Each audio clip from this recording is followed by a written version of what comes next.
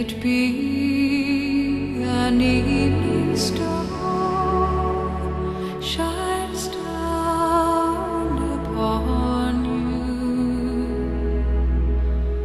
May it be when darkness falls, your heart will be true. You walk a lonely road, oh how far you are from home.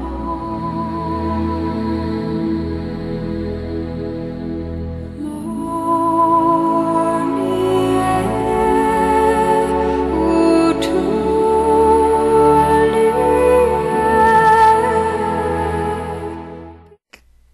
Hello, everybody, and welcome to another edition of the United Gamedom Podcast. My name is Dennis, and this is episode 33.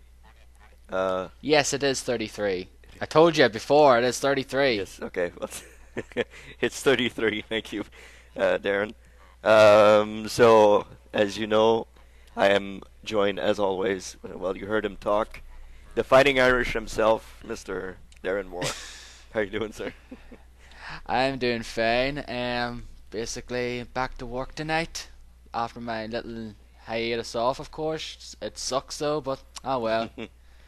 Have to do something to pay the bills. How many days before you get your next 9-day vacation or so? I won't be off again until the end of April. I'll be my next sort of week off. Yeah, I still have a week to take before beginning of May, but we'll see when that'll happen. And I'm also joined by Mr. Minnesota himself, Derek. How you doing, Derek? Good. How are you? I'm all right. I guess. Did you finally wake up? Yeah, I'm finally woken up. I'm all right now. Like what I usually get up and head straight to the shower and eat breakfast, and I don't take time. Some people I know, they wake up, they sit down, they have a cup of coffee, they look at stuff, they look at the TV and stuff, and I've never been like that. I always get up and take a shower and eat breakfast and get ready for my day. I guess that's how it is on the weekdays. So That's the Poirier way. yeah, I don't have breakfast on weekdays though. My breakfast is coffee at the Starbucks. So that's pretty much my breakfast on weekday mornings. So I could never have a coffee. I've had it once in my life and I'll never have it again. no, too much palpitations or something when you drink coffee, or Nah, it was just like years ago. I was in primary school and I just thought it just tasted fucking awful. oh, primary school. Well, what you were what, 11, 12? Yeah, probably about 8 or 9 or so, about 8 Okay. to 10 years old, I presume it was. That's why you didn't like it. Yeah. Probably if you I never had it since, so maybe my taste buds have changed since then. probably. There's all sorts of I don't like coffees. coffee. I don't like coffee either. Oh, you don't like coffee? And I've tried it. I've tried it recently as well. So Okay. No mochaccino, no nothing like it's just that. too bitter. Yeah, it is. It is too bitter sometimes, but So is beer. well, beer's different. You get all sorts of different types of beers. It depends on what kind of beer you're actually into. But Well, the beer I've had is bitter, so I'm not going to taste any other beer. well, you're I know Irish, it's so that's probably the same.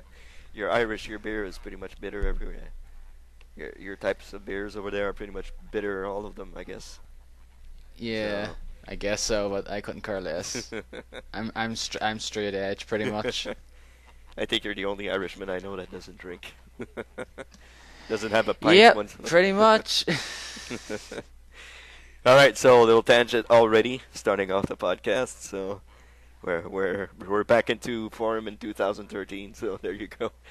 I guess we'll go into news. Start off with the news. News article that I don't really care about, so I'll let Derek take care of that one. Pokemon X and Pokemon Y. Considering I'm the only one on this podcast that gives a shit about it. Exactly. Yes, correctamundo. I couldn't care less. Yes, of course there was going to be a fucking Pokemon 3DS game that was going to be announced. Why not the? Go ahead. My question is why not a Yeah, Wii you U? already talked about it there. Pokemon X and Y have been announced for 3DS, Yeah. and they will be released in October. And it sounds like rather than being released in Japan first and then in the US and elsewhere, like, 6 months or a year later, like is the typical case, it sounds like they're going to be releasing like worldwide all at the same time, which is good. Okay. And this is a whole new generation of Pokemon. It's not another like, rehash of previous generations like Black and White 2 or Heart Gold, Soul Silver, like that. This is a whole new set of starters. New. I'm assuming it's going to be like a new area, but not a whole lot of details yet. I know a lot of people are probably giving this game shit because they're like run out of colors, so they're not calling it a colored game anymore. That was going to be my question. And pretty much everybody's complaint. I think they named it X and Y after the two legendary Pokemon that'll probably be on the cover of each of them. One of them is Xerneas starting with an X, and the other one is Yveltal starting with a Y. The Xerneas is like kind of like a big elk with its huge horns, and Yveltal is a kind of like a wyvern or something, or some kind of huge bird. Looks kind of cool. Okay.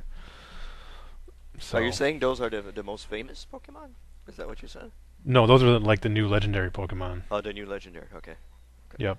Each game pretty much has a cast of several legendary, high-powered, powerful Pokemon in it. So, and of course there's new starters. I don't have the names in front of me. One looks like a frog. That's the water one. One is like a fox. The fire Froakie, one.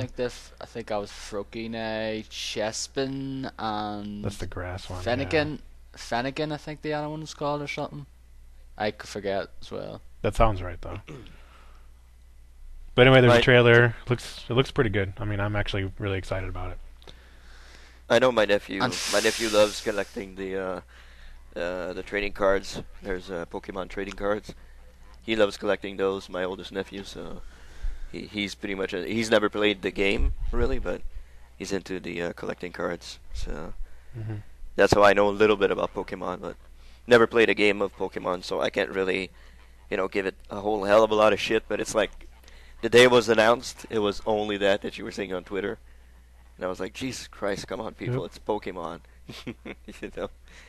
Anyway. I could say the same thing about Call of Duty and Madden and, all those Yeah, I early know. franchises. Yeah, I know.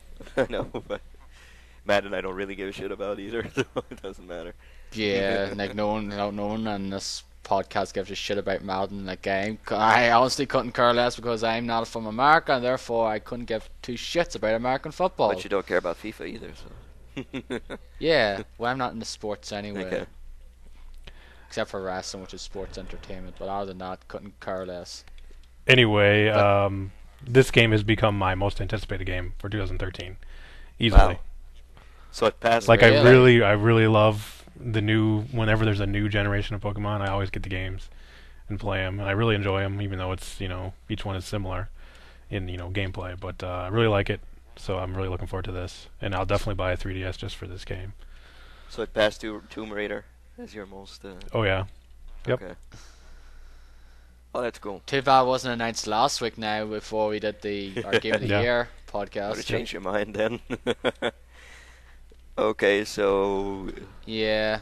And of course, we forgot to mention one thing, Derek. It's in 3D! yeah, 3DS. So is it in 3D? Because some games come out for the 3DS and they're not really in 3D. No, it's proper 3D, like three-dimensional this time, Okay. rather than like top-down 2D that's been for the last 15 years. It's proper sort of pseudo 3D at this time now, which it looks finally really they've good actually- It doesn't look really too.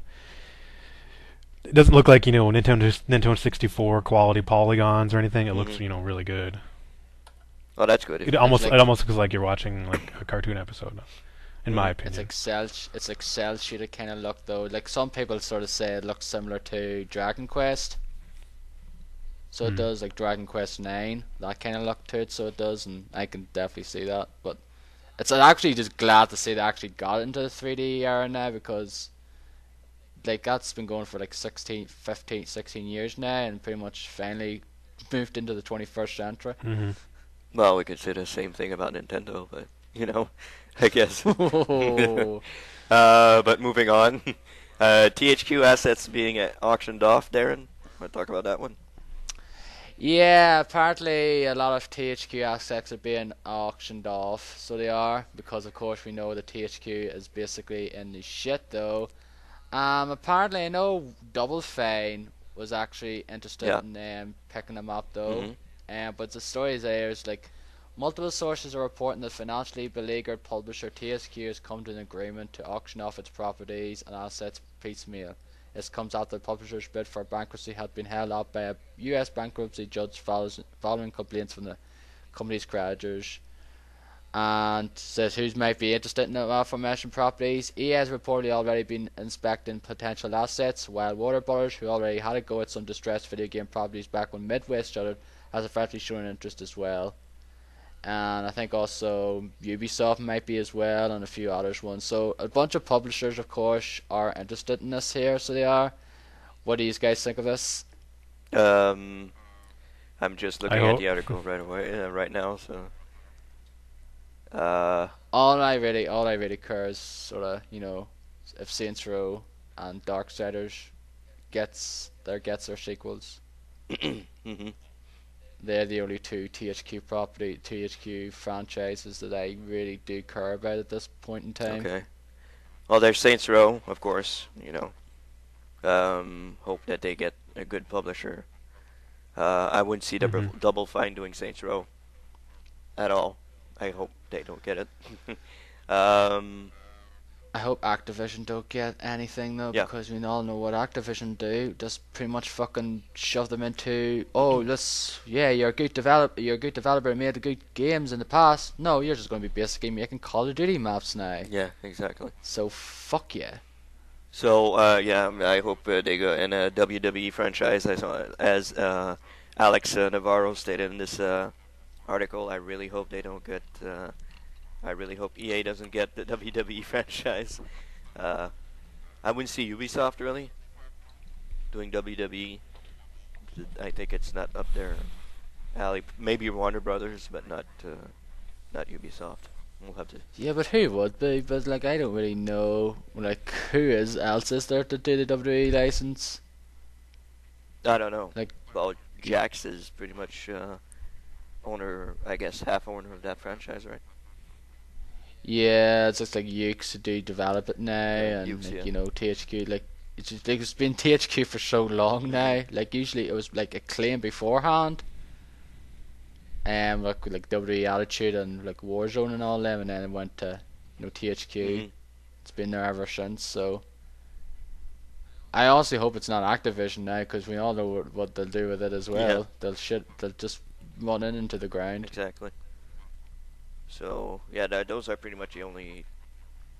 I haven't played Darksiders, so I can't really say, but those are pretty much the titles that I hope don't get destroyed or something like that. So Speaking of Activision, there was a certain trailer that was released.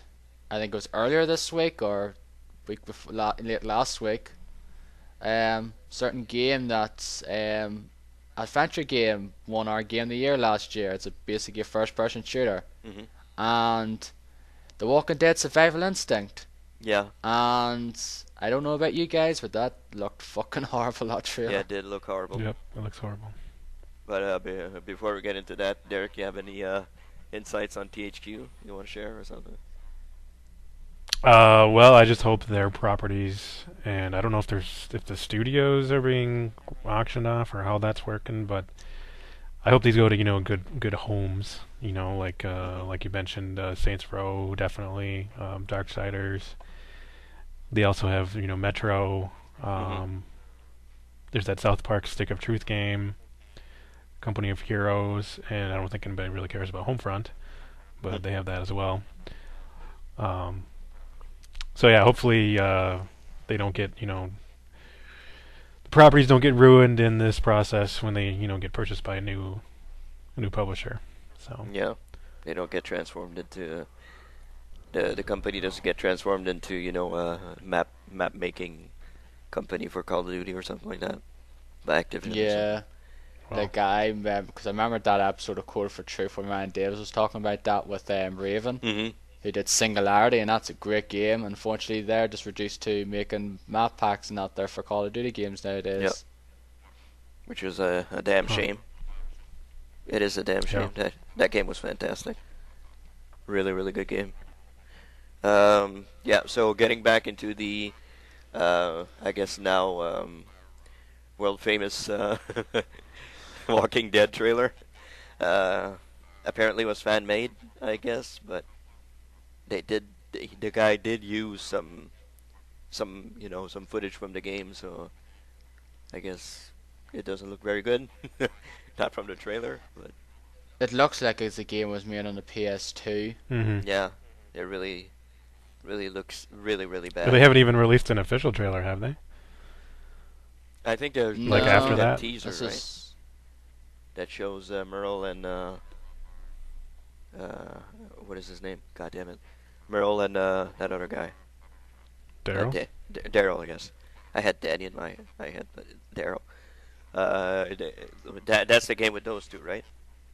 That's supposed to be. yes, I I think so. believe. I actually haven't really been following this to tell you the truth. I know there. Daryl's in actually it. I don't know think- about anybody else really, but Yeah, it was Merle and I couldn't- Daryl supposed to be in it. And have you guys seen I- the article that I guess Alex posted? I think it was Friday or Thursday that it's supposed to launch alongside the beginning of the half season 3, second like half the season second two, half, yeah. 3, yeah. No, I didn't see that. Yeah. I thought it was coming. I heard it was coming into March though. Yeah, that'll be near the end of the season though, because isn't it supposed to start again in February then? Yeah. Season Oh, is three? it it's at the end of 20th or season? something. I thought it was at the same time as the beginning of second part of season 3. I thought it was then. Maybe I'm wrong. I don't know. Well, Should've it'll looked be into near that. near then. Okay. Well, anyways, the game looks like garbage, so we'll have to see if it turns out to be actually pretty good or if it's actually really garbage. So, Well, hopefully it looks a lot better than what it was shown anyway. If that's actually looks like anywhere close to the final product, but I'm not going to touch it with a barge pole or anything like yeah, that exactly. It does look like a PS2 game, so it's gotta work. But I Yeah. honestly couldn't care less about the game, to tell you the truth. Though I have no interest in it whatsoever. So Mhm. Well, it's Walking Dead. I'll see how it is. So, always interested in everything Walking Dead. So, I'll check it out. Next article of news is a portable gaming system by NVIDIA called Project Shield. So, who wants to take that one? I have no idea what that is. I haven't really been looking up. I just know what people were going on Twitter about it though. Apparently, it's a sort of system by NVIDIA. Like It's really a haven't mobile. been Yeah, it's a handheld. Yeah. It looks like a massive Xbox One controller Yeah, with that's a what I'm saying. screen attached to it, like a 5-inch Yeah. screen. It looks ridiculous. Mhm. It looks absolutely ridiculous. Yeah, it really. It really. I don't looks know. I dumb. mean, I have specs and stuff here. We can quote, but it's Okay. an Android. It's It's an Android based, so Mhm. if that's a good thing, I don't know. I mean, good thing for I'm not sure. developers, but there doesn't seem to be a whole lot of like must-play Android games compared to Mhm. like iOS. Okay. Let's see. It says it can also stream games installed on their home PC to play on the little screen. It's based on NVIDIA's Tegra 4 processor, whatever that is. Mhm. 4 lithium-ion batteries that last for 38 hours. Has an HDMI port and a micro SD slot, a micro USB slot, and a headphone jack. Okay. The screen is 5 inches, 1280 by 720 HD screen, multi-touch screen. Okay. It can output HD gameplay to a 4K TV screen. I don't know what that is. So anyway, yeah, that's people were talking about that a lot on Twitter and how how ridiculous it is. So Yeah, it does look really stupid. It does look really weird. That's for sure. Yeah. Yeah, there's a lot of people seem to be a lot of ones, a lot of things coming out now like that Ouya, which is apparently supposed to come out in a few months' time, is coming out soon. It's also Android powered. Yep. Mhm. And this is going to be shown. This is Android powered. Probably come up out sometime during the year or next year. It's like some trying to some developers or whatever trying to get their head into the sort of console game and see how successful they can be. Mhm. Want to take any bets to see if any of these will be actually successful? I'm ready to say I kind of absolutely doubt not. it. I'm ready to say absolutely not. That will not sell at all. It's going to be another Engage or something. It will not sell. Yeah, Or probably. the Gizmondo. Gizmondo, yeah. Yeah. We all know how well that did. Exactly. So, no, I don't think it's going to sell at all. So, I don't think it's going to be a Nah, good this I'm sure it'll appeal to some sort of niche market though. But in terms of it's gonna set the world on fire, I doubt it. Mhm. Nope. Nope, it won't. I don't think so Okay. anyway. So, next up, I guess, keeping up with gaming systems, Valve Steambox is real, apparently. So, who wants to take... I haven't looked at this, but who wants to take that one? Yeah, apparently it's this whole sort of rumored kind of Steam box thing that's been rumored for quite a while now is apparently real, and that he sort of talked sort of briefly about it at CES there that happened, not too like recently, so it did. It was just basically caught up with games now who spilled way more beans than you expect about Valve's hardware plans in the future, which do include a box of some kind. He was at CES in Las Vegas to meet with different companies about its hardware plans and has come with a number of prototypes in tow. We think that there are pluses and minuses to open systems that could make things a little messier. It's much more life herding cats, so we try to make the pieces where we're going to add the best value and then encourage other people to do it, said Neil. So it tends to mean that a lot of people get involved. We're not imposing a lot of restrictions on people on how they're getting involved. Explains the XI3 announcement. It's not the last piece of hardware to have Steam support, but it's also not the mythical Steam box that we've been expecting Valve to produce itself. So, but apparently that box does exist, Okay. and that'll probably be revealed later on. It's partly he says it'll be a Linux box, but you can install Windows if you want, Okay. and not going to make it hard. It's not going to be like some sort of locked box now. It'll probably be some sort of open system, I guess, as well. Mhm. So Okay. So yeah, they have their own like Steam box in development, and they're actually backing this other thing called the XI3, Mhm. which is another like mini PC that you can use to play PC games on your TV. Yeah. Hmm. This That's is all, interesting. this is all news at CES, and this is from an article on The Verge. Mhm. The Verge. So, I don't know. I don't know about that. I don't know how it's gonna turn out. It's like you're gonna buy another separate, I guess, box they call it to play your video games on. So that's kind of weird if you have a PC. It'd probably be something that would work with your TV more handily though, and you don't really not need like some sort of super power PC now. Okay. Yeah. I guess I see It's that. probably like more, those like like TVs are very those smart TVs nowadays, where you basically have a TV and you can like access all sorts of things like Netflix and the like. Mhm. Probably something along those lines. I presume it could be, but you never know. We'll just have to wait and see what it's going to be like. Yep. I'm very interested to hear more about this anyway, though, because all know how very successful Steam is. Yeah, exactly. Mm-hmm. It's very successful, but I think people outside of the PC world, like people who pretty much exclusively play on consoles, have no idea who Steam is. That's my guess. I mean, I'm sure. Yeah, I'm sure most. but Yeah, I'm sure most people know what Steam is, though. But like, there is people who don't touch PC games anyway. well, I mean the people who, casuals who have no idea what. Oh yeah, probably yeah. All they know is like Call of Duty Yeah. and like Madden and that there. Yeah, I probably guess so. Mhm. Yeah.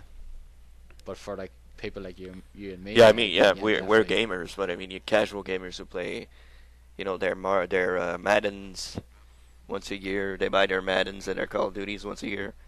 They have, Grand Theft Autos and the like. yeah, they have no idea what the fuck Steam is. So I don't know if that's gonna Mhm. appeal to them really, but we'll have. But like, of course, it's not going to appeal to them because they don't care about it. They just say, "Oh, we'll just play our 3 games a year and we'll be happy about it." Mhm. Yeah, exactly. So anyway, if you want to find out more, I would recommend going to The Verge and reading that article with the interview with Gabe Newell. Mhm. Yeah. So check it Moving out. on. Moving on. Yeah. Little silence there. Sorry about that. Another Lego game coming along. Lego Marvel Superheroes announced. So Derek, I think you're It's the man kind of a qualified. surprise one though.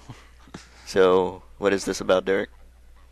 Well, there's a new Lego game, Lego Marvel Superheroes, coming out this fall for 360, PS3, Wii U, PC, DS, 3DS, and Vita. Mhm. Who's it? TT Games? Isn't that Traveler's Tales? Traveler's Tales, yes. yes. They've pretty much done all the Lego games, Mhm. I believe. So I think so. there's a little video interview thing that's on Game Informer about it, but Mhm. I'll play it for sure. It's gonna Yeah, have it more than looks- 100 characters, so like all the Avengers from the movie, as well as Galactus will be in there. That'll be cool. Yeah, the Galactus in Lego form. That should be That'd be interesting. awesome. Yeah. Yeah. Just a big cloud moving. A Lego It's the- cloud. it's the- yeah, it's the Fantastic Four Rise of the Silver Surfer version. God. Yeah, well, it looks interesting. I mean, we'll get into that a little later. I've been playing Lego Lord of the Rings and really enjoyed it. So, yeah, it would be nice to see a Marvel side of Lego things. We know Lego Batman 2 came out last year with more DC heroes and that, and villains, of course. So Yep. it'll be interesting to see what Marvel does with Lego. Probably some of the same thing. It'll probably be some sort of like open world game like Batman 2 was. Anyway, I think so. I'll say it'll probably be with that there. So for people who not fussing DC comics though, but really into the Marvel stuff and like Lego as well, this is probably be the game for them. Yeah, it looks interesting. I'll definitely check it out. The only problem I have with the Lego games now is just like, why just put online co-op Yeah. though? Yeah. Like that is the main problem I have. Like I really would like to play this stuff co-op though, but like the fact is, you get a hard time trying to find people who want to play it with you around here, and like most people, There's local therefore, co-op, but it's just yeah. You mean most people that are like in your area, yeah, not Yeah. online, because there's probably plenty of people to play online. yeah, of course. Yeah. Like if it basically online, if I had online, no problem. Me and Des could play Lego Lord of the Rings easily. Mhm. But no, we can't because no online. The only game they ever did online with was Lego Star Wars: The Complete Saga, Yep, that's the only one. and it worked all right. Now it Mhm. wasn't like horribly broken. Now sometimes it's like a bit finicky though, but it worked all right. Well, But yet they've never touched it since. yeah, even when it's not online, it's a little finicky. So I'll get into that later because I played that game a little bit. But yeah, well, I mean, it lends itself to be online. I mean, there's 2 players all the time, and there's never only one character on the screen. It's like there's always at least 2, maybe sometimes 3, 4, 5. Especially in Lego Lord of the Rings when you play as at the very beginning as the Fellowship. Like you have all the guys there, so it's like you can choose anyone you want in there. So, yeah, it'll be interesting to see. I hope they do online with the Marvel one. It'll be interesting, but we'll have to wait and see. Moving along, I guess we have to say goodbye to one of I guess last generation console that I think everybody owns or everybody has owned in the past. PlayStation 2 has finally stopped production and stopped. I guess they haven't made games in a while. I guess, but it stopped Yeah, it's production. pretty much been done for the last 2-3 years, pretty much 3 years at this point now. Mm-hmm. So production has stopped on the PlayStation 2. So Yep, pretty much that's it. Finished now. So if you want to go in the store and say I like to get a new PlayStation 2, then chances are in a year's time you can't. You'll have to get online or something because they'll probably stop stocking them though. I'm surprised Still, any stores still do sell PS2s. yeah, I would be surprised. Also. I'm pretty sure there is some, like there's some, they still have some stock over, like the slim line and that there, but chances are they're probably, most of the stores nowadays don't have them in stock. Well, you can't go into like a Best Buy or a Target or a Walmart and buy a PS2. Mhm. Yeah. You probably have to go to like, maybe GameStop might sell them. I don't know. Yeah. Used for sure. I would Used. say yeah, but I don't know about new. Yeah, if you go in there, they'll say PS3. No, PS2. PS3. No, it's PS2. I want PS2. PS3? No, fucking PS2, you deaf mother. We don't have a PS2, sir. No. Okay. Well, yeah, a lot of memories. I guess everybody has a ton of memories with the PlayStation 2. You know, I guess for me, Grand Theft Auto franchise was the high point of that console for me. Had a couple of Final Fantasy games also, but especially Grand Theft Auto, San Andreas, and Vice City. Two absolutely fantastic games. So yeah, that was my high point for that console. Like I remember I was sort of I was kind of sick though around the time Vice City came out and my mother bought it for me. And I was like awesome. Yeah. She was away for the day though, and she came back in the evening, and me and my brother played it then. So it Your did. mom bought you a And I mature rated game? Yes, the horror, the horror. What- I was how old were you? How old? 17. I was 17 at Oh, the time. Oh, okay. that's not too bad. Okay. Just barely old enough to play. So I wasn't like 10. I wasn't like flipping 10 years old. And Mom, can I have this game where the blood and the violence are now? Well, I have one No. of my nephews. His parents let him play Grand Theft Auto. It's kind of surprising, and he's like 10. Wow. Yeah. It's like Bart that goes by Bone Storm. Can I have Bone Yeah. By the boat stuff. Yeah, but like and then I remember going to Dubai, San Andreas then when I was 19 Mhm. then, and then I was just basically loving that game. Yeah. But yeah, PlayStation 2 is a awesome system. Like I got mine in Christmas 2001 Mhm. with GTA 3. Yeah. I remember playing it on Christmas Yeah, Day. of It was course, yeah. awesome. Mhm. Yeah. How about you, Derek? Good memories. PlayStation 2. Yeah, GTA for sure. God of War definitely. Oh yeah, definitely one of my favorite games. Final Fantasy 10. Yep. God, there's probably a lot. I just can't think of them all off the top of my head. Yeah, there were a bunch of them. Okami, Kingdom Hearts. I can name a Yeah. bunch of games. Jack and Daxter, Ratchet and Clank, Sly Cooper. Oh, there you go. That's pretty I much. can never- Eco, go Eco, Shadow of the Colossus. Yep. Yeah. Yeah, you can go on Onimusha. I really like those games. And like that's the only sort of franchise Capcom hasn't put into HD hmm yet. And Derek, you were talking about something before the podcast that some games from PlayStation 2 era don't play on the, or wouldn't play anymore on the PlayStation 3 or something like that. Talking about Oh, that. I've heard people complain about that they removed the backwards compatibility from PS3s. Okay. It sounds like they removed it from a firmware update, but I don't know if that's true or not, or if it's. I mean, obviously they, after a while, after they started manufacturing the PS3s, eventually they phased that out. But hmm I don't know if that's if I'm hearing it incorrectly on like Twitter or wherever or what. But I mean, I've been playing Persona 3 on my PS3 and it works fine. hmm Of course, mine was one of the earlier models. I got the Metal Gear Solid 4 bundle. hmm I think it's 60 gigs, which it has backwards compatibility in it. So Okay. maybe I should look that up and see. Well, mine isn't backwards compatible. I have the 40 gig one.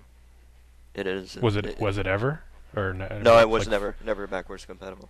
Okay. No, it was the 60 gigabyte one which came out. Like it was definitely backwards compatibility. hmm When it came out here though, it had we had limited backwards compatibility now. With our one when it came out here though, as opposed to the US one when it came out in the US, it was like they had that. chip in it, like the emotion chip or whatever it was in the launch PS3s. Therefore, like any PS2 game and all that there could be played all right. But this in our one was like a certain limit though. I mean, that's what it was. Sizing Maybe or the something. initial ones had the chips, and then later on they still had it, but it was only like a software thing, and maybe they removed that with the firmware update or something. Maybe. It could be. That would be weird, but could be. Yeah. But anyway, yeah, I could never play PlayStation 2 games on my PlayStation 3, which it's a little made me a little sad. But I don't have my original PS2 anymore either Yeah. because I had to get it I had to get a used one at a local store because the fact is the disc drive Yep. on it just god awful then, just pretty much wouldn't work most of the same time. thing for me. Yeah, this drive broke, so. Yeah, my bought this- launch one broke, but then I think it was like a disc read error. But when I was working at KB Toys at the time, so I just bought a new one at KB Toys, and then I took my old one and I put it in the box and I returned it as like a defective. We just sent it back. That's good. Nice. That's pretty awesome. Swish. That was nice, yeah. Yeah, And the but new one that I my- bought was like a newer model, and I had I think you didn't need to use that special little receiver thing that you plug into the controller port to use the remote, like the DVD remote. Mhm. And the newer, Okay. the one that I have now, you don't need to use that. Okay.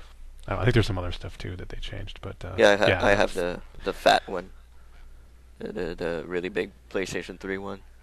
That's the one I have. The one that weighs about 500 pounds. That's the one I have. your PS3.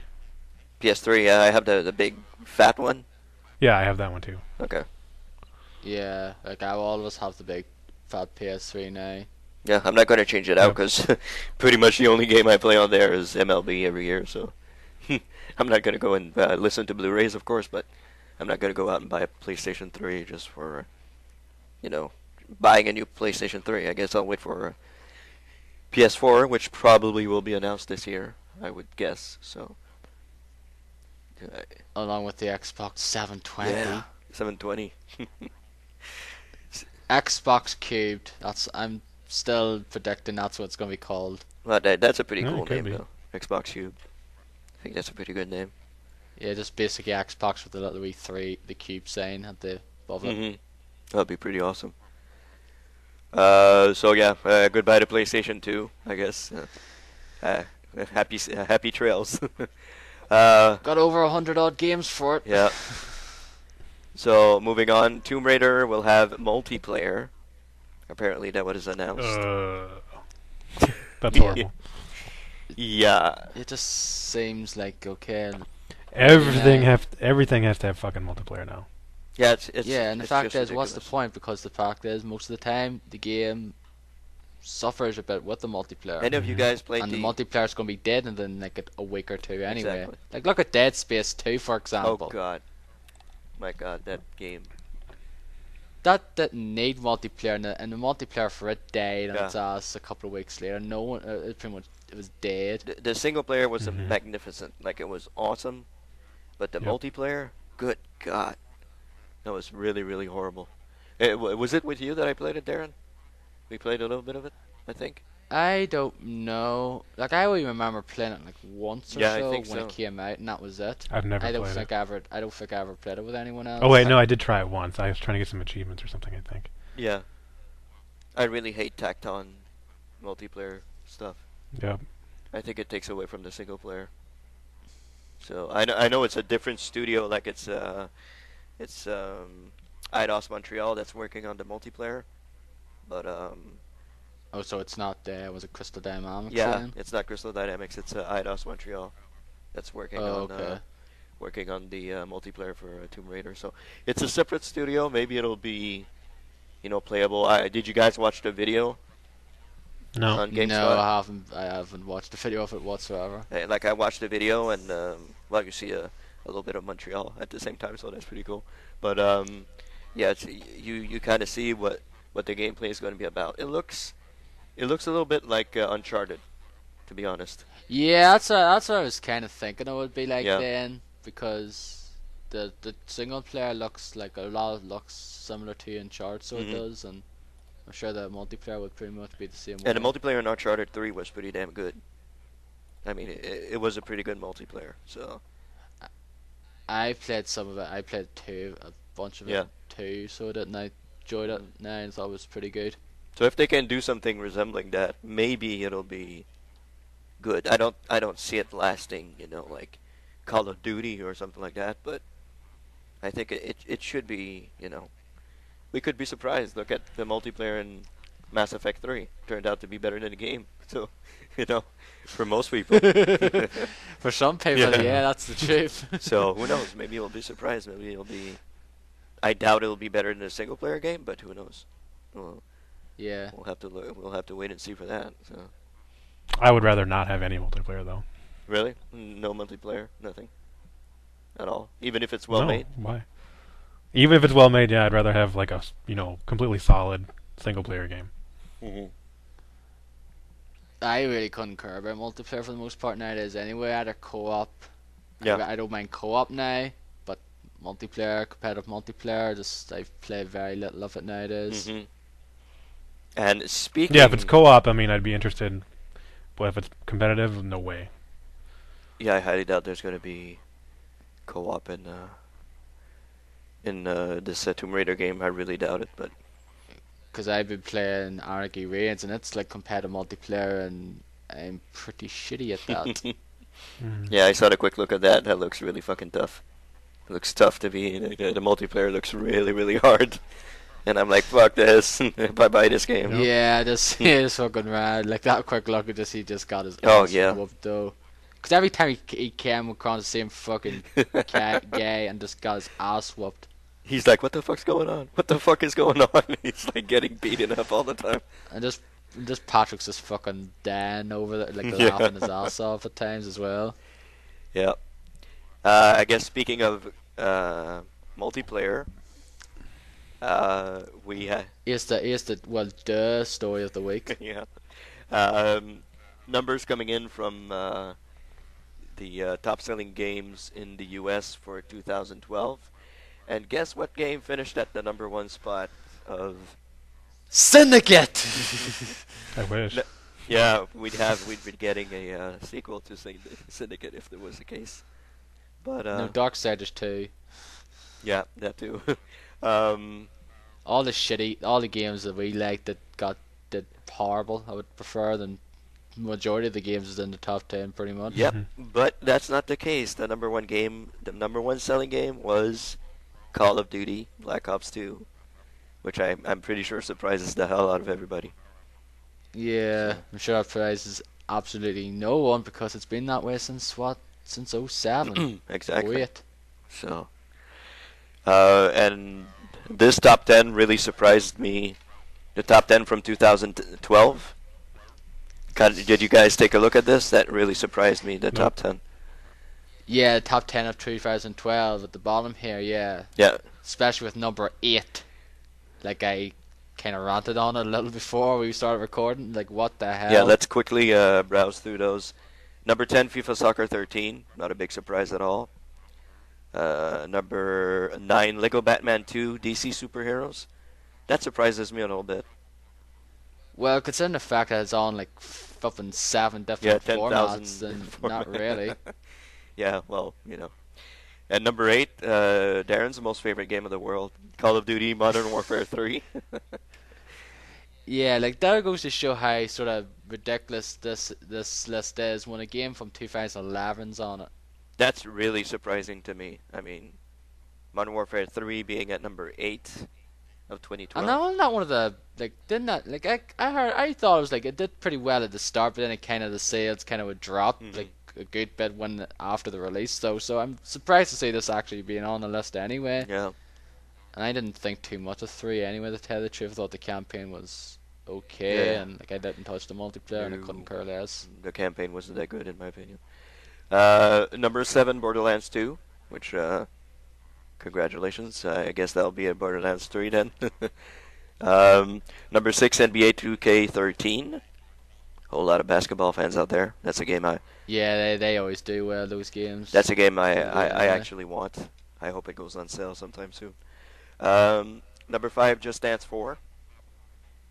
Yeah, it's fucking sells by the truckload as well. I know a whole lot of people who play Just Dance 4 where I work, so I'm not surprised that that game sold well.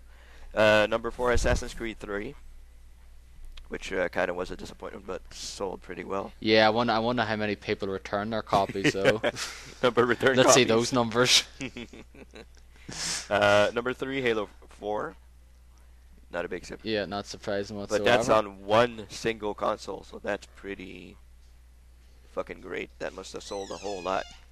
It's one unique console, the Xbox 360, and it finished at 3rd. That's pretty good. Number 2, Madden NFL 13. Duh. Really? It's US, of course. That's pretty much everyone's gonna buy that game. If it So would be Canada, it would be NHL 13, I guess, at number 2, something like that. So. And at number 1, of course, we talked about it, Call of Duty Black Ops 2. So, you guys, well, I know Darren was surprised by the number 8. What about you, Derek? Any surprises there? Or?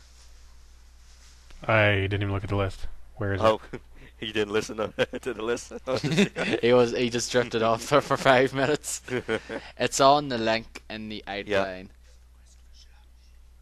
So, I guess we should maybe talk a little bit about the sales for the games. In 2012. Just Dance? Jesus, really? Yeah.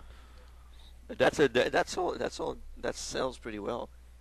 Yeah, it does. It's been selling very well ever since the first one, though. Like, it does very well over here as well. Like, I actually remember, I think it was last year, though, or the year before, fucking Zumba Fitness was, like, number 1 during the summer. It was number 1 for, like, 10 weeks because nothing came out. And it was number 1 for fucking ever. I know some people, buy that to get in shape and dance, and do stuff, so I'm not very surprised. So I guess total retail sales for the U.S. in 2012 was $13.26 billion, which is down 22%. That's pretty big. The accessories, $2.51 billion. That's down 8%. And total software, $7.09 billion, which is down 22%. So I don't know if that's a sign of something. Went down, though, but still, yeah. Because some people seem to think that 2012 wasn't really a great year for gaming, though. Yeah. Which I don't think really agree. Sort of thing. I think compared to 2011, it wasn't. Yeah, I don't really agree that it wasn't a good year. I think there was some pretty good games. Yeah, but I don't think it was as strong as previous years. No, it's not a though. banner year, but it was a good year. No, I wouldn't say it was a banner year though. But there's still good games. Yeah. Came out though. As long as there's a handful of good games that came out though, I don't really care. I think this year could be a banner year with GTA and BioShock and Tomb Raider and those big franchises coming back. Yeah, it's considering a lot. Yeah, considering the fact there's a lot of games already come out in the first few months, though, then already starts hitting the ground running though with games rather than usually certain times like years ago usually the first knock of months were like dead, and then like around springtime sort of games started coming out. Now it'll be a competition, I guess, this year between Grand Theft Auto 5 and Call of Duty Modern Warfare 4, I guess they said was coming out this year. So yeah, apparently so, which I don't get why, Yes. because that story wrapped it up in 3 and yet they're going to do another one. What the yes, fuck? please take They're doing a whole Resident Evil 6 thing here now, are please take away the rights to Call of Duty from Infinity Ward. Give everything to Treyarch, please. Call of Duty Black Ops 2 was pretty good. In my opinion, it was a very good game. So I still interested in playing it though. Mhm. Like I heard like the story, the single player, and it's pretty good though. But like I say, I'd just rather rent it rather than paying. yeah, I £40 think you should rent for it. It's longer than the usual Call of Duty game, but still, it's not extremely long. So yeah, I think you should rent it probably if you don't want to pay for it. No, that's what I did with the third one, Modern Warfare 3. Yeah. So I guess that wraps up the news for this week, unless you guys have something else you want to Nope. add. I have nothing. Okay. That's pretty much all I want to talk about. What though. about you, Derek? This- Anything? Right, what do you want? You want a prediction now, Dennis? Top selling game of 2013. Okay. I'm gonna Call Okay. of Duty. yes. No, I'm saying Call of Duty Modern Warfare 4 or whatever it's gonna be called. I'm saying GTA 5. I say Call of Duty. I'd say Call of Duty. Really? Though. GTA 5 will sell very well though, but it's Call of Duty for fuck's sake. Yeah, I know. Those bloody sells. But it is Infinity Ward, so we'll have to wait and see if people, still stick. Because I heard a lot of people said that Black Ops 2's multiplayer wasn't that good compared to Modern Warfare 3. Like, I have a couple of friends that play a whole lot of Call of Duty multiplayer, and they just went back to Modern Warfare 3 for the multiplayer. Yeah. I was done with Modern Warfare multiplayer after 2 because it was a broken piece of shit. Oh yeah, it was. that's the truth. All right, so I guess touching back on last week's podcast, question of the week responses: what was your favorite game of 2012? Darren, you want to take the Twitter responses? We got none. Oh, there okay. you go. Well, I got the Facebook ones up. okay, go ahead, Derek. Or the Facebook answers. We got 4 responses. First from Travis. He says Mass Effect 3. And Boo. secondly, Sorry, I believe this is one of Dennis's friends, yeah, Louis. Louis right? Philip. Yeah, yep. Yeah, He says PlanetSide 2. I know he plays a Um, whole lot of that. I don't even know what that game is. It's First a free to person shooter, play, sort free to of play, massively online Okay. shooter though. Like it's pretty much you fighting this fucking massive battlefield and Oh yeah, Derek. They did a not quick Derek, look of it. Yeah, Jeff Quick. Yeah. Yeah, that's right. Okay, yeah. you try to take over these like different squad, different sections. Of a map, yeah. You play as one like a different faction. Then we got a response from Jim, and he says Borderlands 2. And he also says, I still refuse to tell my wife how many weeks I've spent playing it. And then finally we got one more response from George, and he says Torchlight 2. And I'm guessing that's probably the only game he's played of 2012. Yeah, he always plays I know, that. yeah. Yeah. I see him on Steam, and he's always on that game. He's like, holy crap. Yeah. Yeah. Yeah, there's people out there who played like a couple of games. Like there is a forum thread on the forum I visit, Pete's Game Room forum, and it was basically like, what's your favourite game of 2012 or your favourite games? And it's like people just listed their games, like, oh, we played this game, so therefore it's automatically my favourite. Yeah, I know. But yeah, he's played a whole lot of that. He posted a picture of his. What level is he at with his character? Level. I had it somewhere. I have here. no idea. Screenshots. Hold on 1 second. I had. Probably level 100 at this point. Oh yeah, here it is. Jacqueline, level 90, fabled engineer. Okay. Wow, Wow. level 90. That's something.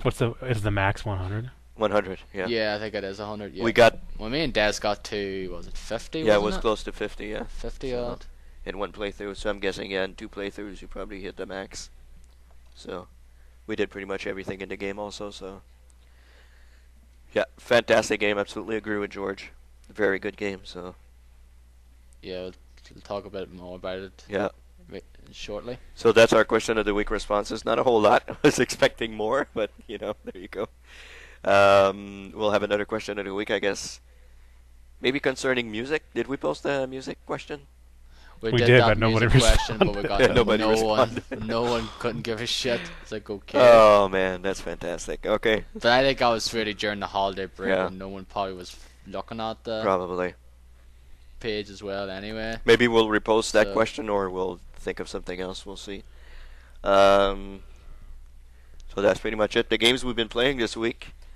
I guess Derek, you don't have a whole lot, so I'll let you go first. Okay.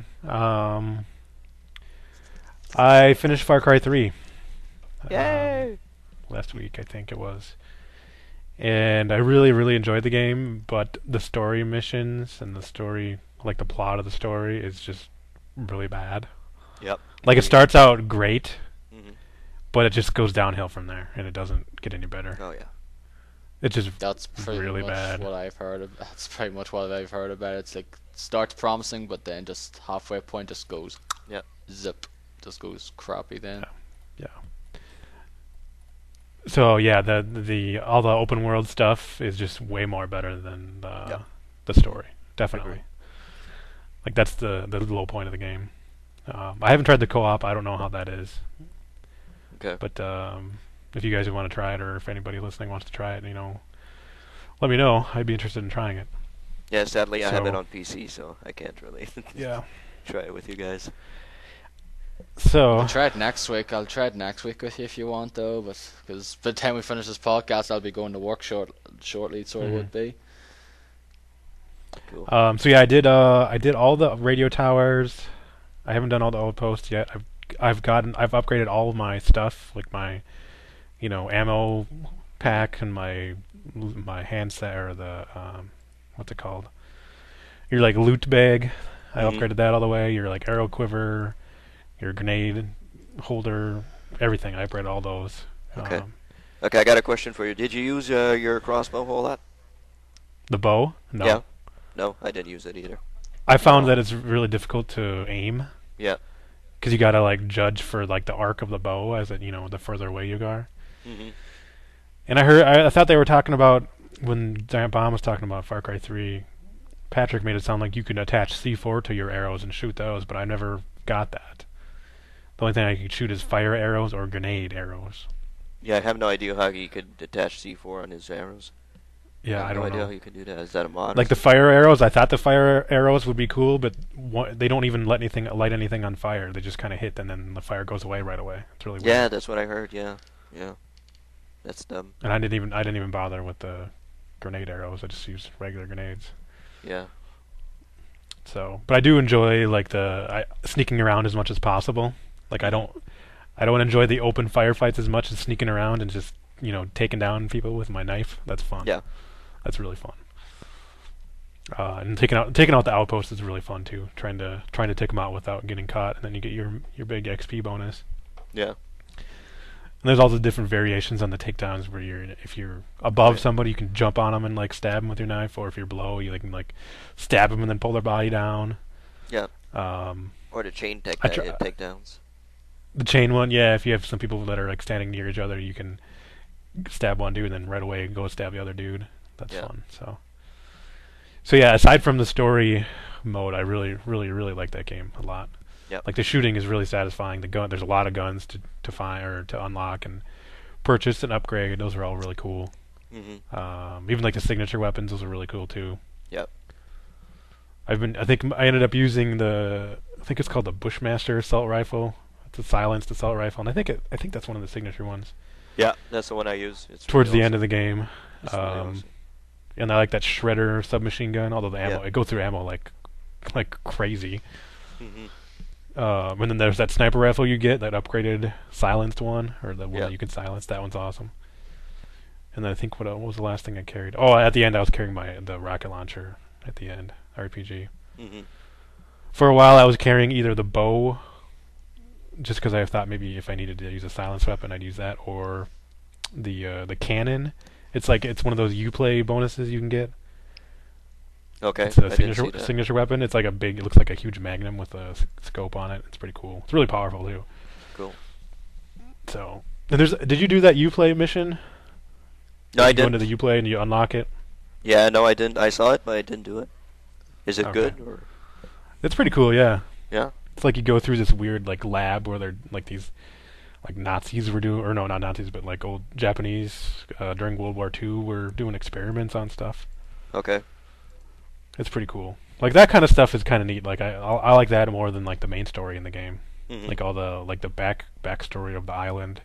Like if you read through all those like the lost letters and stuff, you can get some Mhm. backstory on it. It's kind of cool. Like that's more interesting, definitely more interesting than what they did with the main story, which Yeah, is I agree. unfortunate. I agree. Yeah. But like I said, it started great, but Oh, then yeah. it just goes downhill right away, almost. after a Yeah. couple like story missions, it goes downhill, unfortunately. I think as soon as you change as soon as you change islands, I won't spoil too much, but as soon as you change islands, I think from there it really, really goes to shit. Like it really, really goes crappy Yeah. there. Definitely, I'd say even a little before then, but yeah, Yeah, maybe a little. it does yeah. for sure. But that wingsuit is cool. You can Yeah, it is. Yeah. jump off a cliff and then float around and parachute. That's fun. Yeah, no more fall damage. Well, I hope there's some like DLC like story mission, not like with what the story in the game is, but like some weird side story or something. That'd Yeah. be neat. With dinosaurs. That'd be fucking awesome. Jurassic Park. I would love Yeah, that. there was a video of this like a wee little parody video of this thing I follow on Twitter though, that did the Far Cry 3 DLC, like Dinosaur Island DLC. That'd be cool. thingy. That'd be really cool. It's just a wee joke video though. That'd be It's awesome. pretty funny. I wouldn't be surprised. Well, if somebody could make a Ubisoft- mod, I'm sure, for PC. Yeah. Yeah, or Ubisoft picks up on that and like they did for the panda thing in Warcraft. World of Warcraft. Yeah. What? That would be great if they picked up on the dinosaur thing and just That'd be yeah, that would be awesome. like Jurassic Park or something like that. That would be cool. Yeah, or like Dino Crisis. Yeah. That'd So- be great. So yeah, I finished Far Cry 3. I'll probably go back and finish all the outposts and stuff sooner or later. And then, like I said, if anybody wants to try out the co-op, I would definitely be up for that. I've also been playing Persona 3 Fez. I think officially, according to the memory card, I've only played like 9 hours, but it feels way more than that. Probably because I'm, sitting on menus and stuff, trying to decide what I'm going to do. But I'm mainly playing this game because of the Persona 4 Endurance run, and I bought this game several years ago, used from somebody from GameSpot, because I heard a lot of people really liked it at the time, and I just never played it. Mhm. So I've been playing I've it. got both versions of that game, so I do. I've got Persona 3 and Persona 3 Vez. Oh, really? Jeez. But yet you haven't played either of them, right? Or only like more than a few hours? I've played like an hour or two of the vanilla version. Compared to Persona 4, it's nowhere near as good. Like, especially the battle system. Like, the battle system is really bad, I think, in Persona 3 by comparison. For one, you cannot control your other party members. You can only control your character. There's some minor commands you can issue, like you can set them to heal or support, or you can set them to attack a certain target, or you can set them to just do whatever they want. But it's not. They're really taking out a lot of the strategy in the game when you can only control your character, which is unfortunate. That's for sure. It's kind of like Final Fantasy 13 then. I guess so. I haven't played it. And like the amount of XP you get for battles it makes it almost not even worth battling at all. You get like hardly any. It's like you got to grind like mad just to like make any progress, just to even gain a level. I heard that It's just game. nuts. You have to really grind a lot. It's like I don't even want. want to battle because it's just boring. That, and the worst part probably is that when you're going through so what they have in Persona 3 is there's this place called Tartarus, and it's like a multi-leveled dungeon, and I think I heard it's somewhere like 200 some levels, which is insane. The problem is that your characters will become tired after a while in there, and then they lose like their evasion rate drops, or the hit rate drops, or like their defense drops, like the more tired they are. So once they get to a certain point, you want to just quit and then go back to your dorm and sleep and then go to the next day. I know Persona 4 does not have that, from what I've watched on the Persona 4 Endurance run. Also, in Persona 4, you can control all of the characters as well. So it's like I don't even really want to battle in it because it's not fun, and you're so limited in what you can do because of can only control your character, and because of the time thing where everybody gets tired. Yeah, but you only access the thing at like night now, isn't it? In 3. Yep, it's called the Dark Hour.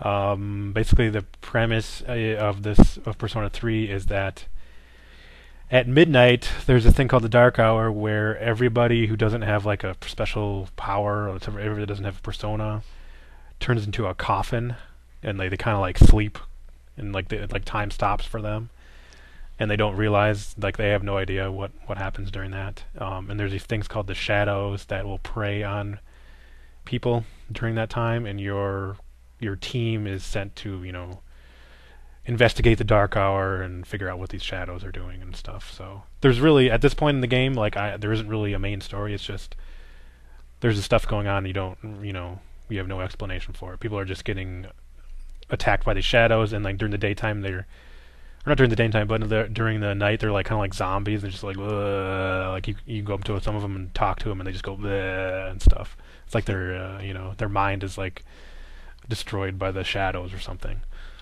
So yeah, I mean, I'm like 9 hours into the game at least, and there's like really not much of a story there, and I don't really have a whole lot of motivation to play it. And even like the characters, I'm surprised. Like I don't even have a social link for any of my teammates yet. I just have the one for the whole group. It's kind of weird because I know in Persona 4 you get them with your teammates like pretty early on. So yeah, I mean, if you've played Persona 4 already and you're thinking about going back to Persona 3, just know that it's going to be a lot different, especially in the battle system, and you probably won't like it as much. That's for sure. And I mean, I don't even like it as much, and I'm just watching the endurance run. That's it. So, I think the third one's like you played for. I think it's like at least 70 hours. Yeah, I mean, at this point, I don't know if I want to keep playing or not. Like it's kind of a chore now. Like you go to school, you have to decide who you want to spend your little afternoon with. If you're going to do a social link with your like kendo team, or with your little friend that has this thing for older women, or if you're going to spend time in the student council. It's just like there's so much to do, and you have limited time. And then and there's not really any motivation for me to play. So I don't know. So it's the Assassin's Creed 3 syndrome for you then. I guess so, but I kind of want to play Persona 4.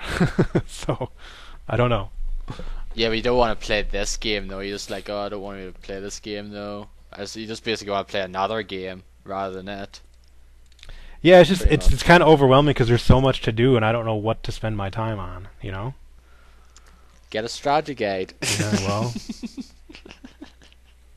I don't know. That, and there's just nothing motivating me to move forward. There's no story. There's no, I got to figure out what's going on here. It doesn't, like with at least with Persona 4, there's this killer, and you're trying to figure out what's going on there. But here, it's just like, oh, there's these shadows. Okay, that's pretty much it. So, I mean, I may be missing out something. I may be getting close to a point in the game where a story, picks up. I don't know, but at this point, I'm not enjoying it a whole lot. Just one other game I've been playing a lot of actually is Transformers Legends on my phone, my Android phone. It's the Harvest of the Insecticons event is just finishing up now. Actually, this was initially launched 3 weeks ago or so, or 2-3 weeks ago, and they cut it short because of their server couldn't handle the load.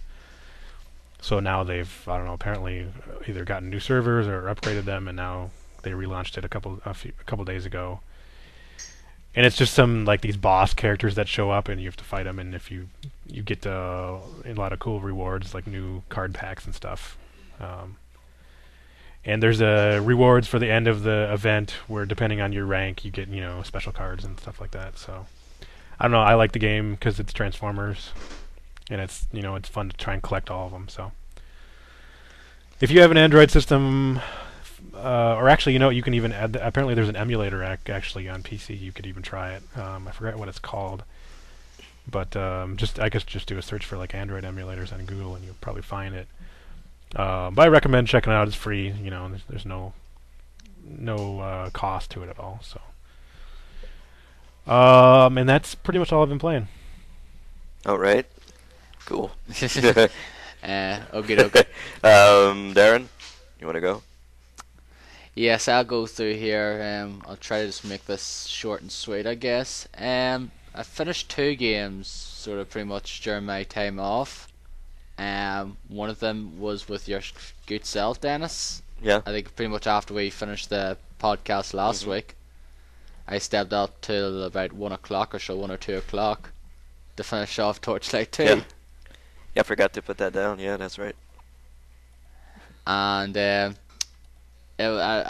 love that game. I really enjoyed Torchlight 2. Yeah, it's a great game. It's just a great game, just very fun to play. I just love getting the different loot though, and just like, buffing up your characters and just using all the different abilities. Just whoop some ass on the enemies not there. And the final boss in this game was pissy. Oh yeah. I don't know why, but it was. Although I actually Just like did Darksiders die 2? though. I almost did die. Oh, I actually almost did die though. But like, it wasn't that difficult though anyway. But like, I almost did die. I was just a slither away. I just managed to heal myself. Yeah. Yeah, you wouldn't have gotten the achievement because if you're not there when the other player or players kill the boss, you don't get the achievement, and you don't get the fame or the XP or whatever. Yeah. Like, there was the only boss that we never got. I never got that one. I forget what the boss was. Like, it was like the skeleton one or something. Yeah, I didn't get one Like, for that's the one only- also. I can't remember which one, but yeah. Yeah. So there's a few of us we missed out on a few of them anyway. But luckily I got that one at the end, a bunch of them there. Mhm. But yeah, I really enjoyed that game though. And again, I don't know if I'll go through it again though. I tend to just like going through those games once. So I know like some people out there tend to go through them again and again, trying to, like, in the different difficulties now. Mhm. And getting like the rare items and like buffing up their characters, and like I could see why some people like that, but that's just not for me. I'd probably play it again, but I don't not. But I might play it though if, like, when Dark wants to go back to it again, I might just start a new character and play through it Mhm. again. Yeah, see what the other 'Cause characters have to I offer. really did. Yeah, but you enjoy gotta be that at the game, same though. quest as me. Yeah, that's true. We need to catch Yeah. up to you. That's just the stupid thing about that game. That's the one thing, like, Yeah. it's kind of broken, where you can't see what the person, like, sort of who joined their game, you can't see what their quest are on. Mm. You can see what quest you're on. Yeah, that's pretty ridiculous. That's probably the main flaw for that Yep. game. But yeah, I really did enjoy playing it. We played it for about, was it 25 hours, wasn't Yeah, it? 20 some odd hours. Yeah, it was pretty Yeah. good. I really enjoyed it. It was a really good game. And I had a choice in the end as well, where you can go through New Game Plus, or you can go through this thing we call the Map Works, where you can buy these different maps with these randomized dungeons with these different effects and like certain levels and all that there as well. And we did that there, but we haven't like touched it though. We just went into the area, Mhm. so might try it out actually Yeah. in the future and see how it is. We could try that one that stuff out, like do a couple of maps. Continue Yeah. on. That would be cool. Yeah, continue on our quest to reach 100. Yep. I don't think that'll happen, but And anyway. no, but I got to like 50 anyway. I think it was 50 or 50. Is there odd. like some new game plus or anything, or Yeah, so like you have two choices at the end. After you beat the final boss, you go back to like the final hub area Mhm. and before the final dungeon, and you have two choices. You could talk to this robot guy. They got like this robot. He enters portal here. You just basically go to this map works, which basically, as I say, you buy a bunch of map. You can like buy like from a selection of maps and do these like randomized dungeons, pretty much. Or you could just talk to this little girl, and you do New Game Plus. Yeah, she sends you back to the basically beginning with all your stuff, and all your stuff, leveling, and all the items you have and Mhm. out there. yeah, the dungeons look really interesting to me. I think I would try that out before restarting like New Game Plus with the character. Yeah, that's kind of what I prefer to do. Just like do something like random different things around. It's like, oh, we've already done this already. Yeah, though. there's not Just really a we're on higher story level. to be. I mean, it's not really big on story, I guess. Kind of like the Diablo. Yeah, but like, I don't really care. I don't really play those games for the story anyway. That's mainly to do with the gameplay at the end of the day. Like I have no idea what happened, so it doesn't matter. The you action. have no idea what happened? No, I have no idea what the story is. Honestly, I really have no idea. Yeah, I didn't either, they're and I really played up to level like what 14 or 15 or something. Hmm. Yeah. It's basically just like click on the thing, accept the quest, just like Mhm. look at it briefly, glance at it, oh, just accept the quest. Kind of like what you do with an MMO. Yeah. pretty much. Mm-hmm. Except for maybe Star Wars, like one like World of Warcraft or something. It's like, okay, accept quest, have to kill 5 monsters here, okay, accept, go. Exactly, yeah. Still a very good game. But yeah, great game though. Very much enjoyed it. Hope there's. I just like to play more of these kind of games though. Mhm. Hopefully there's like does stuff in 2013. Yeah, something resembling that would be cool. Yeah. I'd like to see some expansion or something, or DLC. you Yeah. know DLC stuff or something. Anyway, Yeah. yeah. I also finished Sleeping Dogs, and this is probably one of those games that I really regret doing my top 10 list as I did when I did, because this actually probably would have been in my top 10 Yeah. list. I very much enjoyed it. I thought it was a blast to play through. There's certain missions in the game that were just very much enjoyable to do. I really liked the last mission, especially the way you dealt with the final boss. In a Yeah. way. Yeah, me too. That was pretty sweet. I have to say. But yeah, I really enjoyed that game. It's like Just Fargo. Yeah, exactly. I know I'd never seen Fargo. Yeah, that's exactly what happens in Fargo. Okay. I have to go check Fargo out then. Yeah, I pretty much really. There wasn't really anything wrong with the game. Like, I loved the graphics, looked gorgeous on the PC. I loved the combat. I really liked the gunplay, especially when you're just driving a car and you're getting chased down by guys just shooting at their tires and just go slow mo. Mhm. Yeah. It's just kind of those action movie kind Yeah, of that's thing. just really awesome. Yeah, they didn't have that in the last Yes. mission though. They had boats, but they didn't have Yeah. a car shooting like that. Car No. Yeah, but I didn't do all of the side stuff now. I did a good chunk of them now. I didn't do all like the drug busts or Oh, you didn't? the little wee favor things now. Okay, you did get all the gangs and the cameras and all that? No. I did all those. chase. Yeah, me too. I did a good chunk of them now though, but I got all the statues Mhm. now, and I got pretty much most of the health shrines as well. Okay, well, if you got all the statues, it means you have all the moves, right? yeah, It's gonna be. I It's got all gonna the be moves now. piss easy doing the gangs after that. It is really easy when Ye- you have all the moves. Yeah, I've done like a good chunk of the drug stuff. I think I've done like all of them in like the two areas now, pretty Mhm. much. Like in Central and I think North Point. Yeah. I just have to do them in Aberdeen and with Kennedy Town. Yeah. So, but yeah, I very much enjoyed that game. I really would like to see a follow up or something similar to that game. Yeah, I hope there's a sequel or something. That would be really sweet. Really sweet. Yeah. It's better than I enjoyed it more than GTA 4. Yeah. Despite the fact that game's 4 years old, but I still enjoyed that game more than I did GTA 4. Yeah. As did I. Better Mission Mhm. Freddy. In my opinion. That's how the game. You remember the game that came out with like it was somewhat of a sequel to Hard Boiled. What was it called? With Stranglehold. yeah, Stranglehold? Stranglehold. Yeah, that's how Stranglehold should have been. Like Sleeping Dogs is how Stranglehold should have been. Yeah. Did you finish Stranglehold? Yeah, now? I finished it. I didn't enjoy it, but I finished it. I probably I played the first 2 missions and got bored. Yeah, it's pretty much the same thing. Because that game was definitely a one-trick Oh yeah, pony. it's pretty much the same thing over and over and over. So It was like basically Max Payne on steroids. exactly, yeah. Did you play that one, Derek? But that wasn't. Stranglehold? Nope. No. Nope. Okay. I wouldn't No, recommend no, it. It no. wasn't that great a game. Don't try it out. And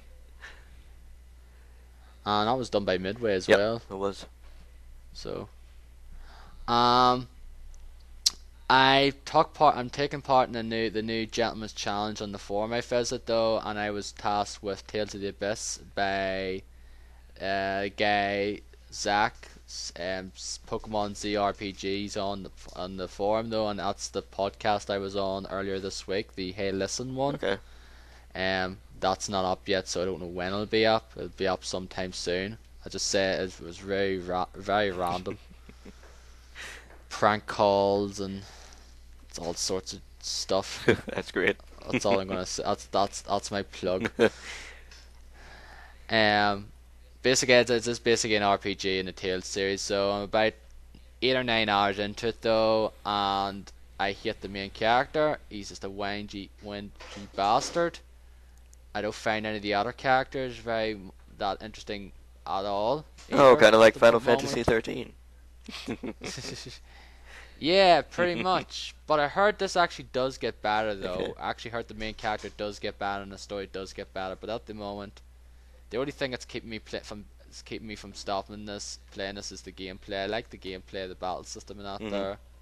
But other than that, it's definitely no Vesperia, because Vesperia just basically got me in Tails. from the get go. Yeah, Tales of Vesperia, because I really like the characters in it though. I didn't dislike any of the characters from Vesperia. I just hate the main character in this. Okay.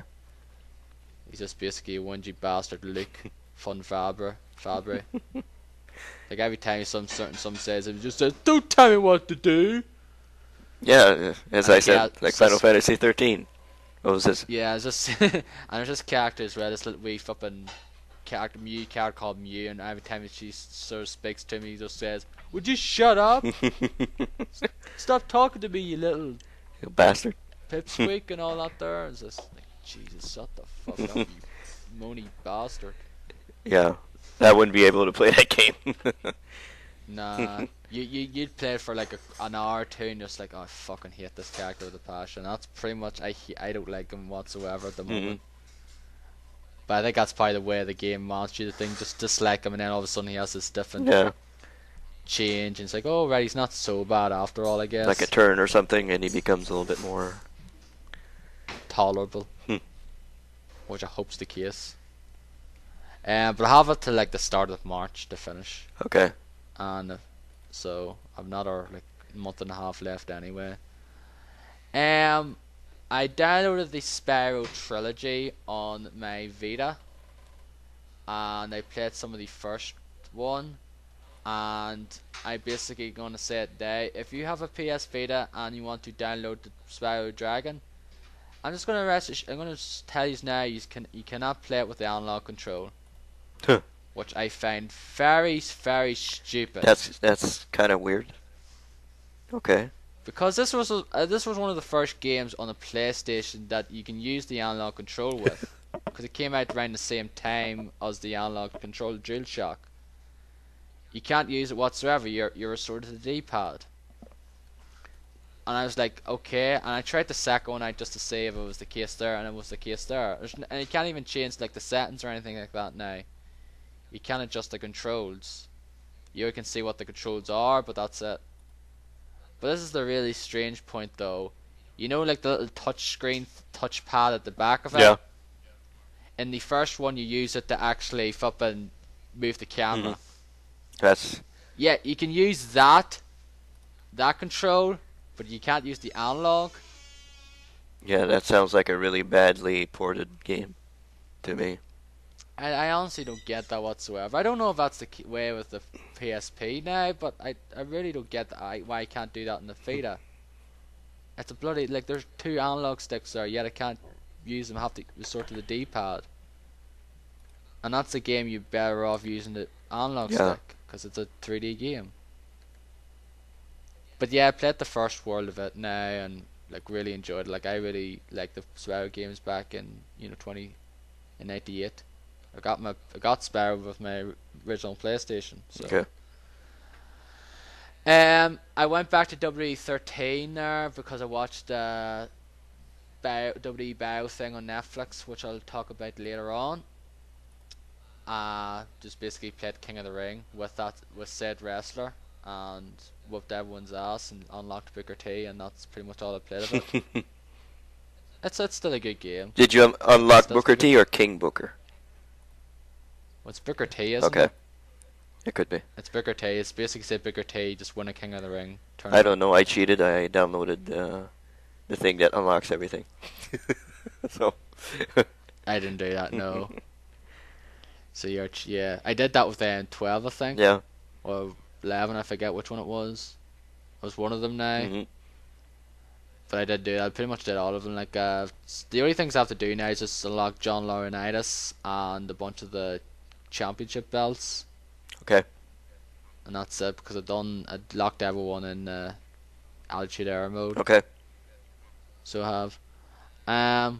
Still good games. I still think it's the best one since Here Comes the Pain. Yep. Agreed. The two games I've mainly been playing over the last few days now. The first one came on Thursday, and that is Reigns by Platinum and Sega. And if you know me, you know I'm sort of a big Platinum Games fan. And this game is not their best offering, I have to admit. Mhm. It's alright. If you've seen the quick look for it though, the single player, that is pretty much what the single player is. Yeah, I watched a quick look and it was I like. didn't even think there was single player. There is single player. It's basically you play as Jack Cayman. You basically play as two different characters though. It's like the black side and the white side. You can choose which side you want to start with at the get go, and then you go through both of them in that order. So if you choose the black side first, you go through the black side and then the white side. And if you chose the white side first, you go to the white side and the black side. Basically go through in one continuous loop. Mhm. And if the right side, you play as this guy called Leo, and in the black side you play as Jack Cayman, who was the main character in Mad World, which was the game that came out in a way in 2009. So people say it's some sort of sequel in a way to Mad World because of that there, and it does play a bit similar to that game now, but not really. But yeah, the single player this is basically a budget title that has single player and multiplayer, and basically the multiplayer is probably where the real meat of the game is, where you're gonna try and rank up and all that there, because single player is kind of throwaway. Like, it does have some sort of story though, but you won't really care. Mhm. The gameplay, it's a fun game though, but the missions are, at least they're kind of varied in a way. Some of them are, but they usually do consist of defeat X number of enemies in 5 minutes, or defeat X number of enemy, defeat this enemy or whatever, defeat this boss character to unlock him or her in the multiplayer. And I've done the black side and I started on the white side. And one thing that actually has annoyed me already is, great, I'm going to have to do the same. Don't tell me I'm going to have to do the same 4 areas on the white side now, do I? Where I already fought in the black side area, Oh man. which kind of sucks. It's like, yep, this is going to be really repetitive, as it already is. Damn. And I played some of the multiplayer though, but again, I feel this game's going to be fucking dead in 3 weeks time. Mhm. It's not going to last long, because I think some people are actually having a hard time trying to find matches already now, Jeez. and the game just came out, Damn.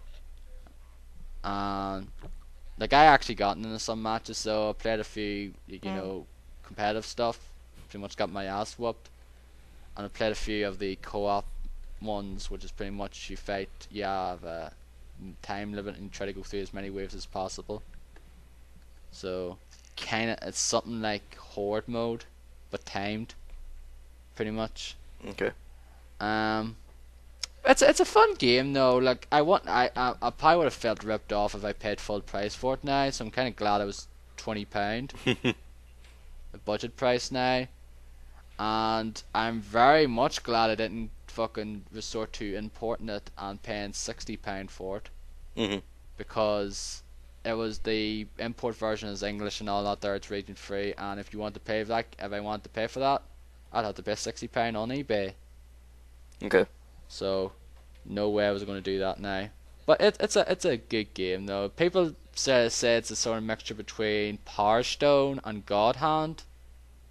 So if you ever play any of those games, then it is similar. I never played Power Stone, but I played God Hand, and it is similar in a way, which was done by Clover, which eventually became Platinum Games. It's alright. It's pretty good though. I feel it's decent. It's a good game. I'm enjoying it though, but it's not their best offering. And finally, a game I got yesterday, which is not out until Tuesday, once again, Shop 2 didn't fail me. I got a game 3 days early, and that is DMC Devil May Cry, the reboot of the Devil May Cry series done by Capcom and Ninja Theory, who done Heavily Sword and Enslaved. And I am very much enjoying this game. Very much enjoying it. I know you couldn't care less about it though, because especially you, Des, you don't like these kind of games anyway. No, not really.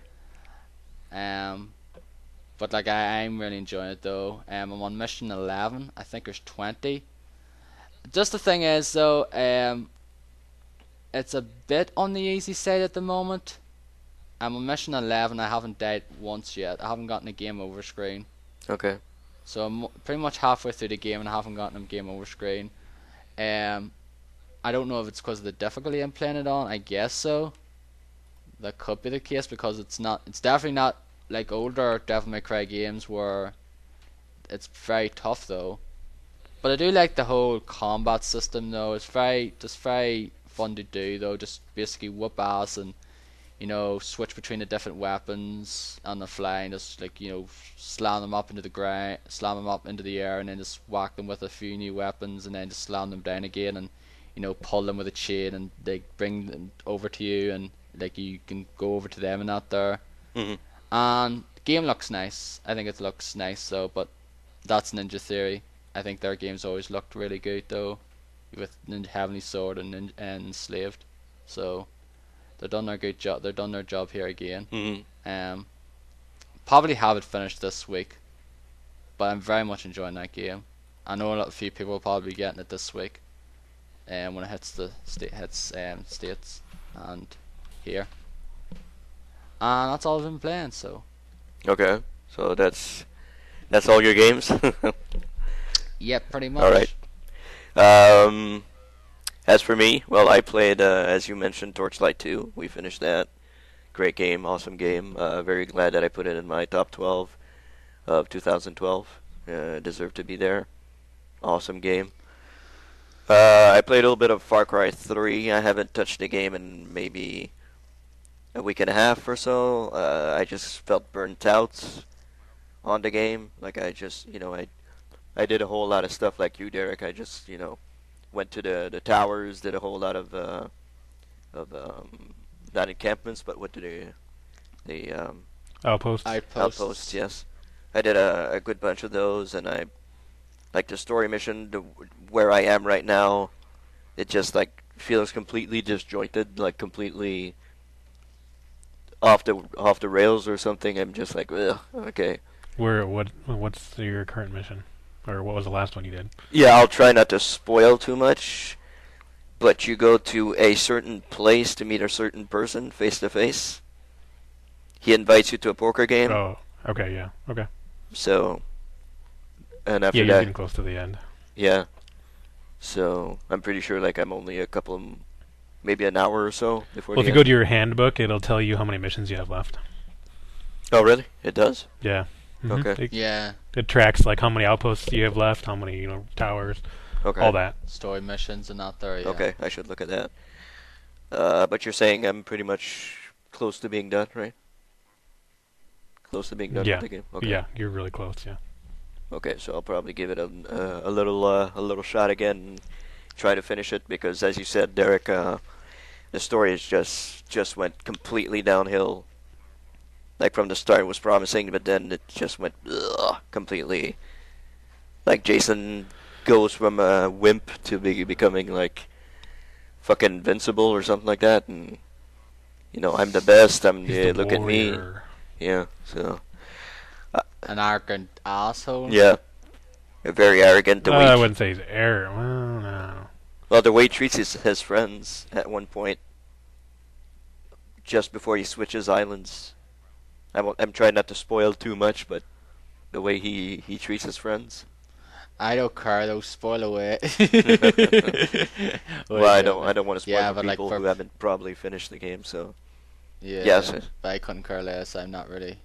Like, I heard this. I know what happens to Voss and all that there Mhm. anyway. So yeah, it's pretty much after you deal with Voss that you go back and then you deal with your friends. So I don't know how it ends. I have no idea. I know there's two endings, but I guess I'm getting close. Yeah, yeah, I heard one. I think I heard what the two endings are though. I wonder. I assume Dark chose a certain ending anyway. Did you choose the ending It with was the dumb. boobies? Yeah, but it wasn't even worth it. It was stupid. They're Okay. both stupid.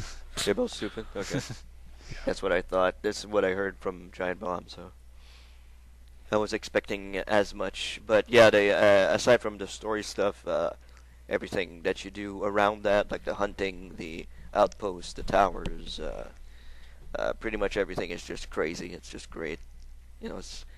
It's really fun. It's all sorts of like unscripted events that'll happen. Like you're trying to capture an outpost, and then a tiger will jump on you and attack you for out of nowhere. Like it's really really. And I'm playing with my headphones, so usually I pretty much hear where they are and everything like that, or I'll hear the leaves rustle or something like that, like the bushes rustle, and or groaning or something. But I did one outpost and he just fucking jumped all over me. I dropped my controller. I was just like, oh, you scared the fucking hell out of me. Like I dropped my controller. I was like, God, Jesus. And then of course, I didn't get killed because I'm pretty like you. I've unlocked pretty much everything. So, did you max out all of your trees so far? Um, I think I have like one or two skills left to unlock, Okay. so not quite. Because at one point you just like become invincible. It's just like pretty much invincible. You just go. No. I mean, you have a lot of stuff you can do, but especially toward the last couple missions, Hmm. you can die pretty quick. Yeah, there's one. Well, I tried one mission towards the end, right after you have to go and disable the satellite. Remember that one? Yeah. Yep. That one was pretty. That one's pretty tough. That one was pretty tough. Um, but yeah, it's still a pretty good game. It's still a very good game, and all that. Just a shame. It's just a shame that the story is complete and utter garbage. So. Yeah, if you've seen the trailers, you've seen the best of the story. Exactly. Yeah. Pretty much all of it. One game that I played and finished. Sorry. Earlier this week is Lego Lord of the Rings. I bought it on a Steam sale. I think it was half off or something like that. And I just decided to buy it because I really enjoy Lego games. Aside from the Harry Potter ones, which I think is the worst ones in the series. But Why is that? I don't know. There's just too much stuff to do. Like it's just too convoluted. It's just like I don't know. I really do not enjoy. Like I really like the Harry Potter movies, but I really did not enjoy the Harry Potter Lego games, and I don't know why. It's just too much to do, too much to handle, and I don't know.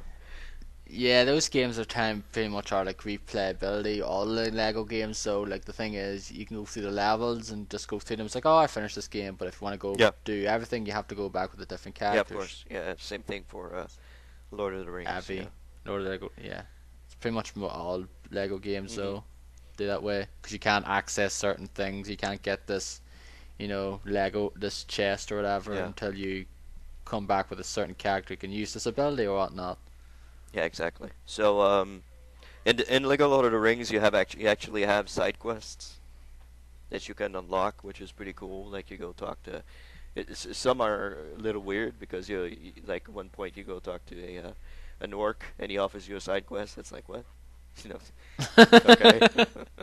Like I need this bone. Okay, well, that's cool. Thank you.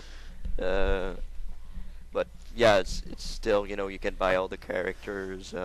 And what's cool, it's open world, so you walk up to a character and you'll see like a little sign that'll pop up over the top of their heads, and then you can buy that character or something.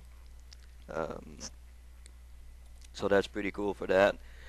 Uh, there's a couple of quirks, I don't know if it's just the PC version that does that, but when I was there, there's a couple of levels with those trees there. I don't know what they're called. The Ents. The Ents. Yeah, that's it. You have a couple of levels with those guys, and all of a sudden, like I'm just smashing through everything, and all of a sudden, it's like he just everything, like he just jumps really high, and you can see like it's a problem with the game or something, and you can see like the ground really uh, down, like really like way up in the sky, and the ground is really low, and then he just drops down, and then yeah, of course there's no fall damage or anything, so it's just like he just jumped from this plank or something, and it's really weird. Like it did that every single level that you play as them, it does that. So it's kind of weird. And then when I lost one of the hobbits, at one point I couldn't get to the hobbit because he was stuck somewhere. So I couldn't continue the level, had to reload. Oh, that sucks. He was stuck in some rock somewhere or something, and I don't know what happened. So after that, I went to there's another level that I played, which was I can't remember. Hold on. Yeah, you have to go on those elephants, during the final battle in Return of the King. Yeah. Oh, the elephants. Yeah, elephants. You have to climb on top of them and like disable the rider or something. Yeah, with Legolas, I Yeah, presume. as you're doing that with Legolas and Aragorn, as you climb with Legolas, you have to like shoot an arrow at the leg, and then jump on the leg, and then go up. And at one point, I was doing it, and I got stuck in the elephant. I couldn't get out of the inside the elephant. Like I was stuck. I couldn't move. And even if I switched to Gimli or Aragorn, I couldn't. Legolas couldn't get out of the elephant, so I had to reload the save and go back in again. And there's a there's a couple of quirks like that, which is too bad because the game itself, like it's the whole Lego thing. Like there'll be some funny moments, like they add some funny stuff in the game, to make me laugh. Like each time somebody dies or somebody goes away or something, Gimli starts crying like crazy. Like he's always crying all the time, and like what's his name? Legolas just slaps him. It's like, okay, stop it. It's there's also funny moments in that. I also played some Hotline Miami. Hotline Miami is pretty tough. It's a pretty tough game. I think I got to chapter 8 or 9 or something like that, and it's pretty tough. Any of you guys played Hotline Miami? Not recently. I think we've both played it though, but I haven't played it in a few weeks now, pretty much. Sounds like you've gotten a lot farther than me. I only got to chapter like 4 or 5. Yeah, I think I got the 5 or so as well. Okay. I think it's the one after the one I was shown in the quick look now. I think it's the one after it now I done. Okay. I got stuck on. Okay, so I got to chapter 9. Of course, I died like almost like 20, 25 times each level, but yeah, at one point you like breeze through it because you're, when you're on your 20th try, you like breeze through the entire level because you know exactly what to do and where to go and all that. But it's pretty tough. It's a pretty tough game, honestly, which is surprising to me because I usually don't play tough games. I'm usually not in the tough game category, but this one's pretty fun. This one's pretty cool. Play Dark Souls then. Yeah. Yeah, no, that's not the type of game I would play actually. I also played upon Darren's recommendation, and he also bought me the game during the holidays. To the Moon. I actually started that. I played a couple of hours of that game, but that game is, man, it really tugs on your heartstrings a whole lot. So you're playing that game and you're like, oh man, Jesus, okay. Where are you at in the game? Where am I at? Yeah. I think I'm halfway through. I'm like, you have the time bar at the top. I think I'm at the middle now. Okay, right. But do you know what event it was you just did? What was the event that I just did? they're at the lighthouse. And then she says something, and she's about to jump over the cliff, and he says, "What are you doing?" And that's where I'm at right now. Oh, okay, right. So Okay. there are a couple of events that are pretty tug on the heartstrings and all that. Oh, trust me, it gets worse. Yeah, I know it probably does. So I couldn't really. I know you completed it in one sitting. Like I couldn't. Yeah, I did it one sitting. I just basically said, you know what, I'm just gonna try play this here one night. It was like after 7 or near 8 or so, and it didn't Hmm. stop till I finished it 4 hours later. Yeah, it's not a very complicated game. It's pretty easy. Like at one point, you get to a point where it's like you think it's going to become one type of game, but then it's just like it's just a joke. Yeah, that was yeah. You think I was going, oh, it's going to be this here. I was like, oh no, it's not. Yeah. So I found that really funny. Like it starts out really funny, but then it becomes really serious and a little bit tear jerking and all that. So, but still, it's a really good game. The story is really, really interesting. I can't wait to play some more. Of that. Yeah, that's basically all that game's for, is the Yeah, story. pretty much. It's not really good. Because the gameplay is very secondary though, because all you do is just basically go from one point to the Yeah. other. Yep. And doing this little wee simple puzzle. Yeah, you have to find some stuff in the world and put it all together, and then I guess break through this memento, and then do a little puzzle on the memento, and then it transports you to another event in time. So Yeah. it's a very good game. Story so far is very good, so I can't wait to play the rest of it. So I'm just gonna ask you though when you get when just basically when you let me know when you finish it though, and I'm just gonna ask, did you cry? well, I probably will because I'm very like I'm the guy that carries his sentiments on his sleeve. So I think I'm gonna be the type of guy that's gonna ball at the end of this one. So I'm already Yeah, because I certainly fucking cried. So yeah, I'm pretty much predicting I will. So probably finish it today. We'll see how it goes. because there was like a few moments, like there was a certain point in the story what was happening. It's like there's a certain thing that had to be done or something. It's like, and I fucking had a prediction. Oh, please don't tell me it's gonna be fucking this here Mhm. now. And like, it was to an extent. Okay. And then a bit later after that though, it was like, are they gonna do this here? And they did Mhm. then. So kind of what I kind of sort of saw what was kind of coming though. Yeah. During a certain part of the game though, but like it wasn't completely right though. But I kind of knew what was I kind of did predict. Yeah. In a way correctly. Am I at So- that point so far after what I? Not yet? No, Okay. no, Okay. you're not there yet though. I'll let you know what it is when you finish it. Okay. So yeah, I've been playing that. Also, I've been playing You Don't Know Jack a little bit on Facebook. I think I've been playing every day. Like you have a free game every day.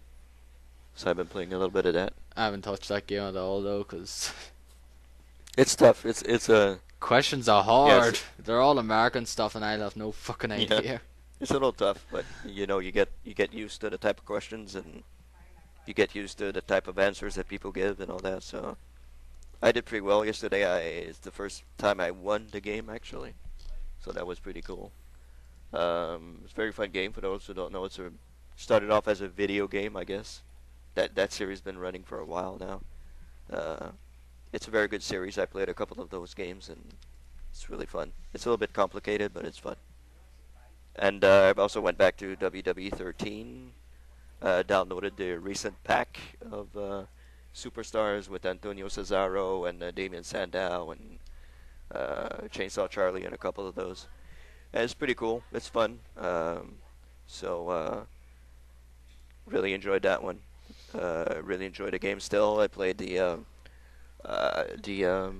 what is it called? Universe mode. Still enjoying that. Played a little bit of that, but I can't play it like forever. I play a couple of hours and I get tired of it, so I stop playing. So, but it's still a pretty good game, as you said there, and best one since Here Comes the Pain. So, yeah, pretty good game. And that's pretty much what I've been playing this week. I've downloaded FTL, haven't tried it yet, so I heard it's a very tough game. So can't wait to see how long I'm gonna last in that one also. So Yeah, it's one of the first sort of quick Kickstarter games as well, which I didn't know about until sometime later. okay, that could be. But yeah, I'm like, yeah. Have you guys played that one, FTL? No, I was thinking of getting it during the sale though, but just didn't get it though. Well, the I don't know. sale's still on. I don't think it's gonna be my kind of game though. Okay. Like people sort of say it's like Oregon Trail in space. Mm-hmm. The sale Pretty is much. still on, so if you want to get into it, it's still going. I have it, but I haven't played it. Yeah. All right. So, do we jump into the segment that we wanted to do, or stuff we've been watching? What do you want to do, guys? What do you want to do? Hello. Doesn't matter to me. I don't really. And it doesn't matter to me though. Like, try to make this next part shortish now, because like I've said, I have to go to work soon. Okay, so. we can do what we've been watching, and if we have a bit of time, we can go back to the segment, I guess. So, what have you been watching? I guess Derek, go ahead. Well, I'm continuing to watch the Persona 4 Endurance Run and Giant Bomb, and I'm up to like part 50 or so. Okay. Still really enjoying it. It still makes me want to play the game. I just don't know if I should play the PS2 game or if I should get Persona 4 Gold on the Vita or what. Mm-hmm. So we'll see. But Yeah. I'm enjoying it. I enjoy all their little commentary, and in the game itself, the characters are really interesting and the dialogue's good, and Yeah. it's fun to watch. And I've watched 3 recent movies. One of which was in the theaters. Actually, last night I watched Dread because I rented it from Redbox. I actually had a free rental from them. And Dread is a movie based on the Judge Dredd character who is like a UK character from a comic book called 2000 AD. It's been around for like, I don't know, quite a while. I think probably since like the 70s at least. It's an action movie. It's set like in the future. I think it might be a post-apocalyptic setting where you have all these people, like 800 million people living in this big, huge, like mega city. Mm-hmm. And this takes place in Mega City 1. The premise of it is you have your main character Judge Dredd, who is like this, veteran of the judges in this world, and the judges are kind of like police officers, although they have the powers of a judge, a jury, and executioner all in one. Mm-hmm. So, like, if you commit a crime and you're guilty, you get executed right there, or you get sentenced. You get sent to the prison or whatever.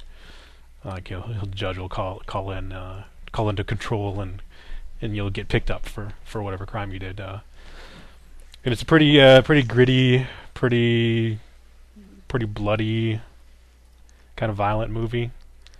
The story is like you have Judge Dredd, and then you have a rookie that gets sent out with him on a patrol. And this rookie is a mutant who is a psychic. Apparently, there's some mutants in this world, and a lot of the mutants don't have beneficial powers. They just have like extra arms and stuff like that. So, but this mutant is rare because she's a psychic. So they go to this huge apartment, or it's not like an apartment. It's like a big, huge skyscraper with 80 floors, or actually no, I think it was more like 200 or some floors. And it's run by this gang called Mama, and the way they pronounce it is like Ma. It's kind of weird. Mm-hmm. Like at first I didn't know what they were saying, but once you see it like written, and they're like people have these tattoos, and it's just Mama. So, Mm-hmm. and they're like controlling the building, and they're producing this drug called slow mo. And when you take this drug, everything goes into like slow motion. Okay. It seems kind of interesting. So they go into this building on patrol to investigate like some murder that was done there, and then they get into some trouble, and they get trapped in there, and they end up having to fight their way out. And it really reminded me of Raid the Redemption, which I talked about in a past episode. In that movie, you had a police force going into this huge apartment building. It was like 40 floors or whatever, to go take on this gang boss. And this is kind of like the same thing in in this Dredd movie. So I thought that was kind of odd. But it's a good movie. It's got like a lot of action, a lot of blood. I just wish the CG was a little better. Maybe if the budget was higher, it would be a little better. Like some of the computer blood doesn't look that good. Like you can tell it's computer blood. It's not like practical effects. Like like the Walking Dead TV show has a lot of practical effects, and that looks really good. So Kind of like Spartacus then, where the blood's... Yeah. I don't know. Nah, yeah, if you watch Spartacus, so like the blood in it's just so... You just know it's so CG. Well, it's probably the same.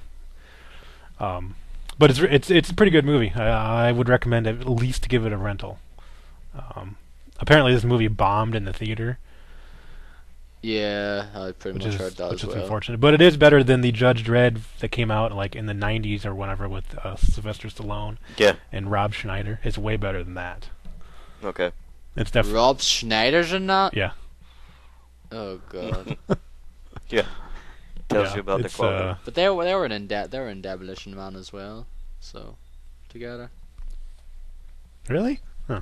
I've seen that a long time ago, but I can't remember much of it. Yeah. Like he was one of the police guys there as well. With Stallone's character. So Dredd was a good movie. I definitely recommend you at least give it a rental. I don't know if you'd want to just run out and buy it. It is kind of short. It's only like 90 minutes. It seems like most movies nowadays are like at least 2 hours, but this one's a little shorter. But it's pretty good. Enjoyed it. Okay. Next, I rented another movie from Redbox for free, and it was the latest Resident Evil movie, and I can't remember what it is. I think it might be.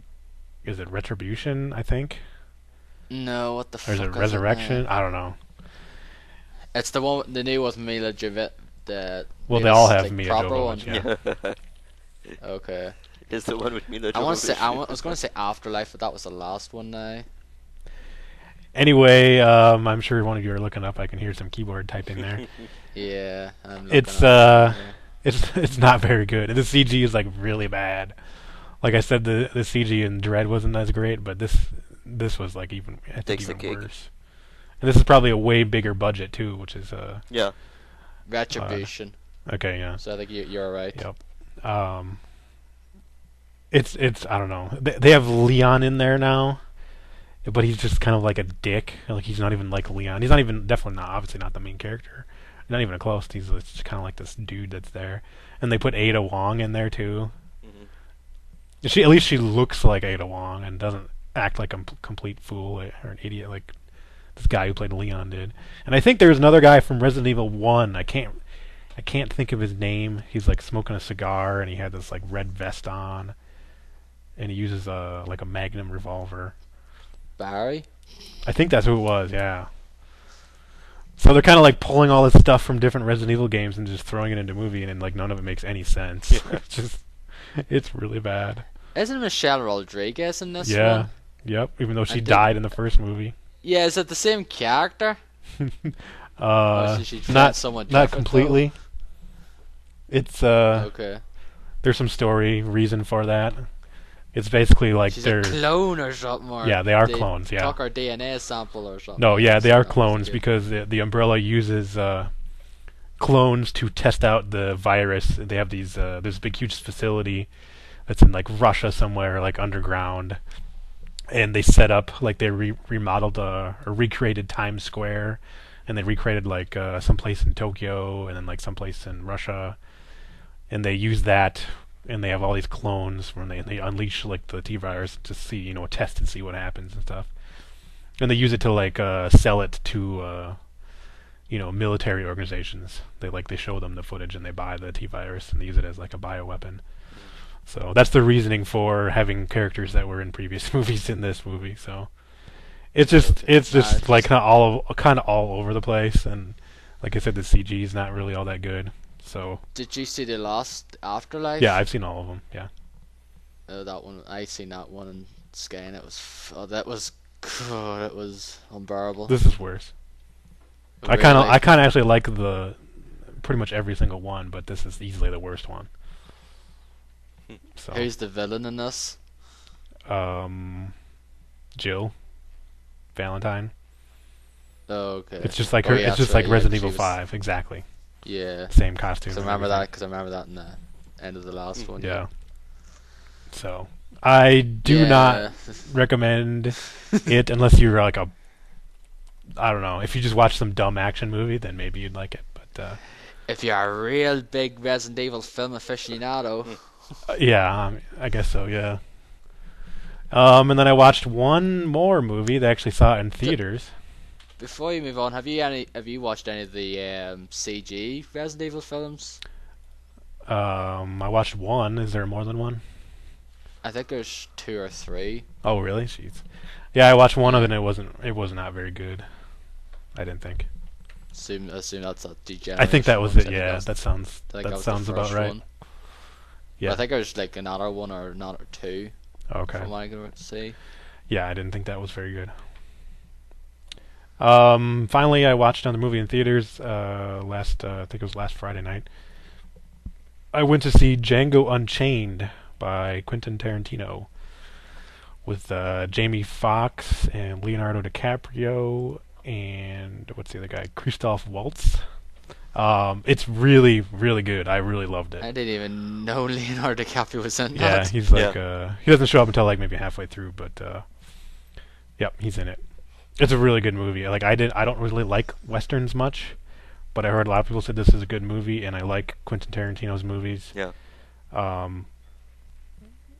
And it's it's got that, it's just it's typical Quentin Tarantino style.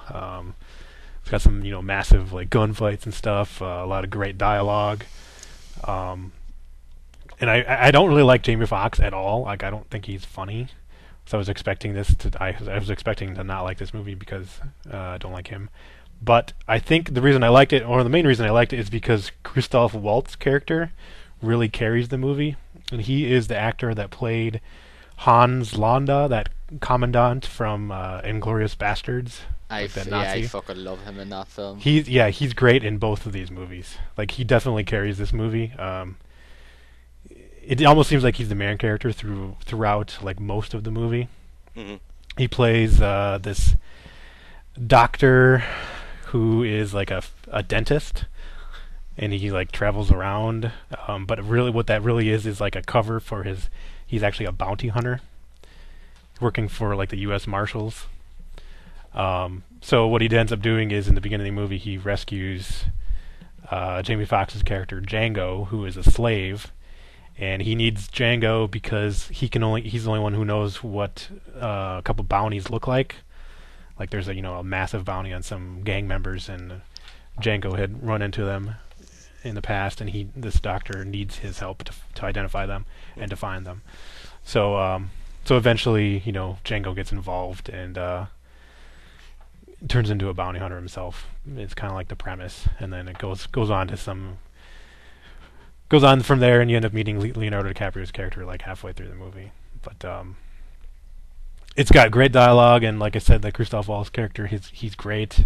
Dr. Schultz, and Leonardo DiCaprio plays Kelvin Candy, and he has this like cotton, or what's it called, plantation called Candyland.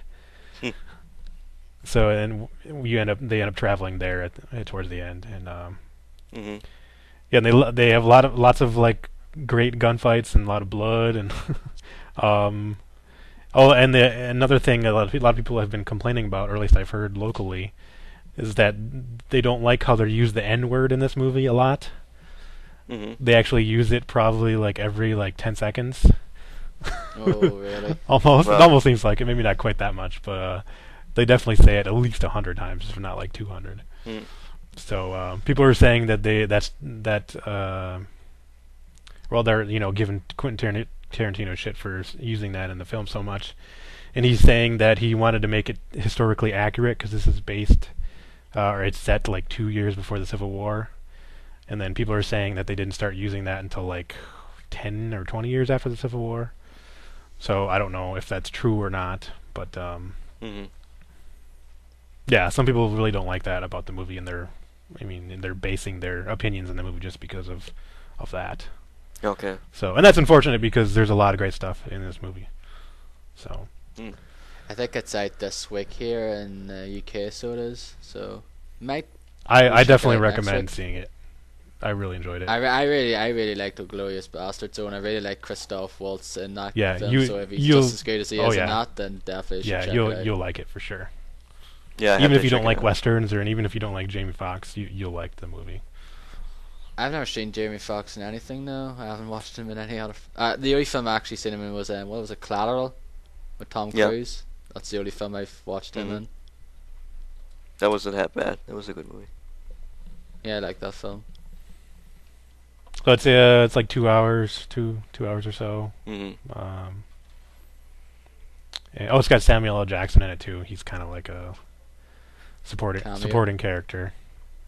He's I don't know. He's typical Samuel L. Jackson. He's just it's almost like he's playing himself. Yeah. So He always does. he doesn't really add a whole lot to the movie, but there's some I guess a couple of good scenes in there. Mhm.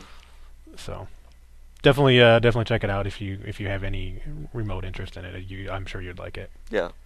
I need to go check it out at the theater. I really do. And that is all I've been watching. All right. I think I was that nominated for a few awards because I know the Oscar nominations Yeah, came out this week as well. Nominated for best movie. Right. Was it? I don't know. It's nominated. It should be not. The Christoph Waltz should be nominated for like best actor or at least best supporting actor. I think he at the is. very I'm not least. sure. I think he. Well, he won for Inglourious Bastards now. Yeah, I know he won like a whole bunch of awards. Yeah. Yeah, I think he is nominated if I remember correctly. So, yeah, need to see that one. So, Yeah. Darren, what have you been watching? I've been watching a few things myself here. I'll just get the wrestling stuff out of the way so not to bore Derek blind and I. Thank you. I watched the CM Punk Best in the World, which is on Netflix. Therefore, once again, I really enjoyed Netflix to have their wrestling bio stuff on it rather than me wasting £30 on getting it on DVD. This one's basically it's basically kind of sort of interviews with him, so it is, and like showing you through his career from when he started in the indie scene with IWA, Mid-South to Ring of Honor to ECW to WWE. Okay. And bunch of him sitting down doing these interviews and sort of his heritage. He didn't really have he didn't really get along with his parents though, and pretty much he went to someone else and pretty much sort of got adopted by this other family pretty much, and that's pretty much his proper family, you could say, in a way, because of that. Okay. And then it sort of goes through and the way he started training. He started doing backyard wrestling and that there first of all, and then he went to get properly trained, and then went to like the indie scene, and then went to WWE and that there, and how he's fucking annoyed with some of the things with the way he was dealt with, especially with like his first championship reign, where he actually didn't properly lose it, Yeah. and also like pretty much the way the Straight Edge Society as well. Okay. And that there. It's pretty good though. It's like nearly 2 hours long. It's pretty good. It's not one of the best ones now, but I enjoyed it. Mhm. And the last few days I've been watching Royal Rumble pay-per-views because Royal Rumble's in a few weeks' Yeah, time. 2 weeks. I'm just watching 2 weeks, and I'm just watching past pay-per-views. I watched the 2001, I watched the 2001, and currently watching the 2002 one. Mhm. So, because I've got the Royal Rumble anthology, which is like the first one to 2007. Yeah, those are pretty much So it my is. favorite wrestling. What's one side? Those are my favorite wrestling pay-per-views. The Royal Rumbles. Really enjoy it. Yeah, like I really like watching the Royal Rumble match itself, Mhm. though. Just see just see sort of the surprises and sort of try to figure out who's gonna Yeah. win. Although sometimes it's kind of predictable who's Yeah. gonna win, though, but sometimes It is. it's yeah. not. But yeah, I enjoy watching them anyway. Though I'll probably be watching more of them over the next few weeks before the pay-per-view hits, and then I'll just watch the Royal Rumble match itself the following day online. For free. for free because I'm a stealing cheapskate. Yeah, I do the same thing now myself. So. Yeah, ever since I told you that little method. Not paying. Which honestly, as I say, I don't really care. Like I know it's still stealing, but I won't blame you. Like, what would you rather do? Would you rather just watch it for free? It's like, oh, that's all right. It was all mediocre or something. Or would you rather risk like $50 or something? Yeah, and be disappointed about the. And be disappointed. Yeah. I could have gotten a game at this price or Mhm. something, or something like worthwhile rather than wasting $50 on a mediocre 2.5 hour pay per view. Yeah, exactly. Not a whole Yeah. lot of them are worth $50 anyway. Recently, so. Most of them are not worth that nowadays Yeah. anyway. It's long gone since you're experiencing Yeah. that. I watched The Adventures of Tintin Secret of the Unicorn, which is that CG CG Fest. CG chief. Yeah, the computer generated animation of film of Mhm. Tintin that was released a few years ago. Yeah. Done by Steven Spielberg, and it's like sort of dream thing. It was like, I think it's directed by Steven Spielberg, produced by Peter Jackson, and written by Edgar Wright. Yep. And stars, Andy Serkis, Simon Pegg, Nick Frost, Jamie Bell, Daniel Craig, and a few other ones as Mhm. well. I enjoyed it though. Like, I actually was a big fan of the Tintin books. Yeah, me too. So I remember getting them out in the library and reading them there, and I like the actually have the animated series on DVD as well. Yeah. So, have you ever watched the Tintin stuff or read them, Derek?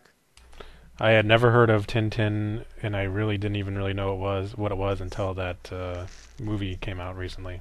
Okay. That Yeah. CG animated movie. Yeah, that's pretty much everybody. Yeah, I thought it was think like, is it like a dog or something? No, it's a guy. Tintin is a guy. It sounds like a dog's name. Yeah, no. I think you're thinking of Rin Yeah, Tintin. probably. Well, I there you think go. that's a dog now. Yeah. Yeah, it's basically, I think it's one of those ones I think that's pretty much non-existent in the Yep. US though. Like, pretty much no one's ever Pretty much. heard of it. So, but I think it is of course more popular in Europe here because it was done by I think it was Hergé. I think it was Belgian. Yeah, I could be he's be Belgian. completely wrong there Yeah. now. Hergé is Belgian. Yeah. Yeah, he was Belgian. I think he did the stuff during the war as well, and I think he got into trouble for doing certain things because of because of occupied Nazis and out there as well Mhm. during the Yeah. time. But yeah, I enjoyed it though. It was a good film. I like the movie. It was pretty popular here in Quebec because all the like the comic books and the TV series were pretty popular here in Quebec also. So Right. Yeah. I enjoyed it. Because I say yeah. Like I enjoyed it here as well. Because I remember reading the books or the comics and Mhm. out there over like when I was younger. I still have my getting collection. them in the library and out Yeah. there. I What's still that? have my collection somewhere in the box. Yeah, I don't have the books now. I just have the DVDs. Mhm. So I do. And finally, I watched the film like there last week, The Warrior, which was a film that was released back in 2011 and stars Tom Hardy and Nick Nolte. Yeah, the MMA thing. And The What's MMA that? thing. The yes, the MMA thing was basically, it stars those two, and stars, and there's like it's basically about two brothers. One of them is this sort of ex-marine, and he's kind of this moody guy. Pretty much he's like fighting all the time and out there, and he basically faces his father, who's a recovering alcoholic Mhm.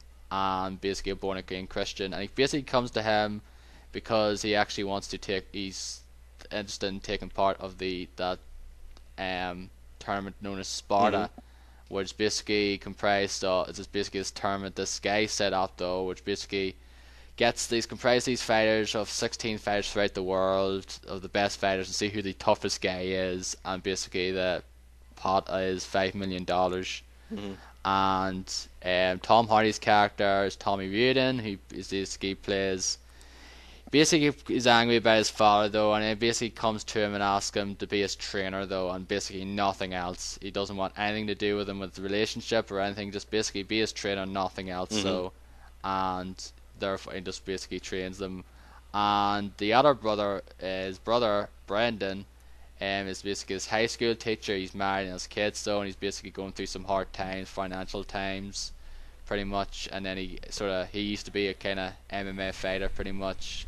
He was using UFC though, but he gave up on it though, and he goes into like bars, like, you know, outside bars, and fights again though, just to pick some money to try to make a living, and that there. And also he starts training again as well because of this here. And one of the guy, there was this other guy who was getting trained, so he was for the Sparta tournament, actually gets injured, and then Brendan, the guy there, actually, you know, asks his trainer, can he be a part of it then?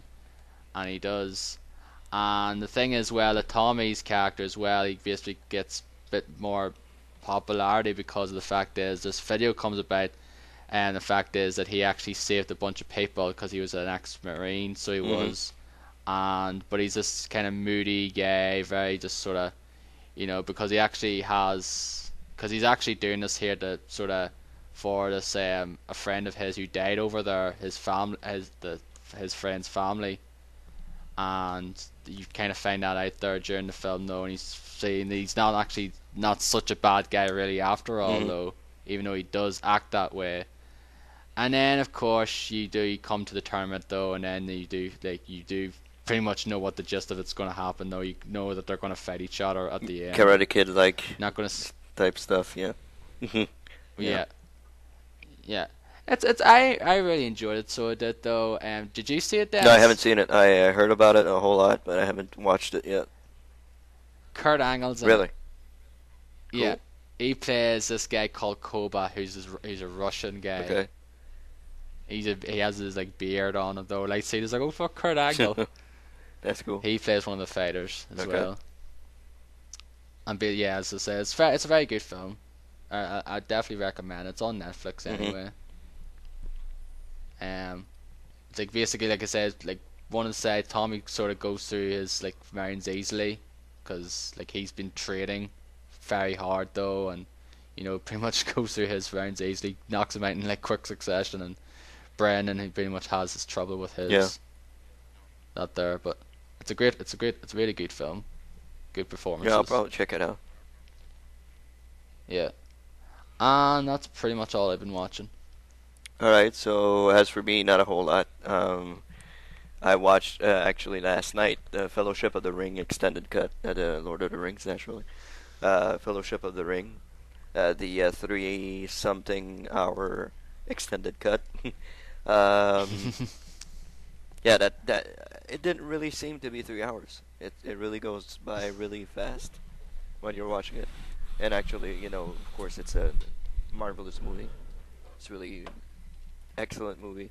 I have it on Blu-ray, so all the like the scenes that you see, like the Shire and the mountains and the you know, like the scenes in this movie are just freaking breathtaking. You know, they look really, really awesome.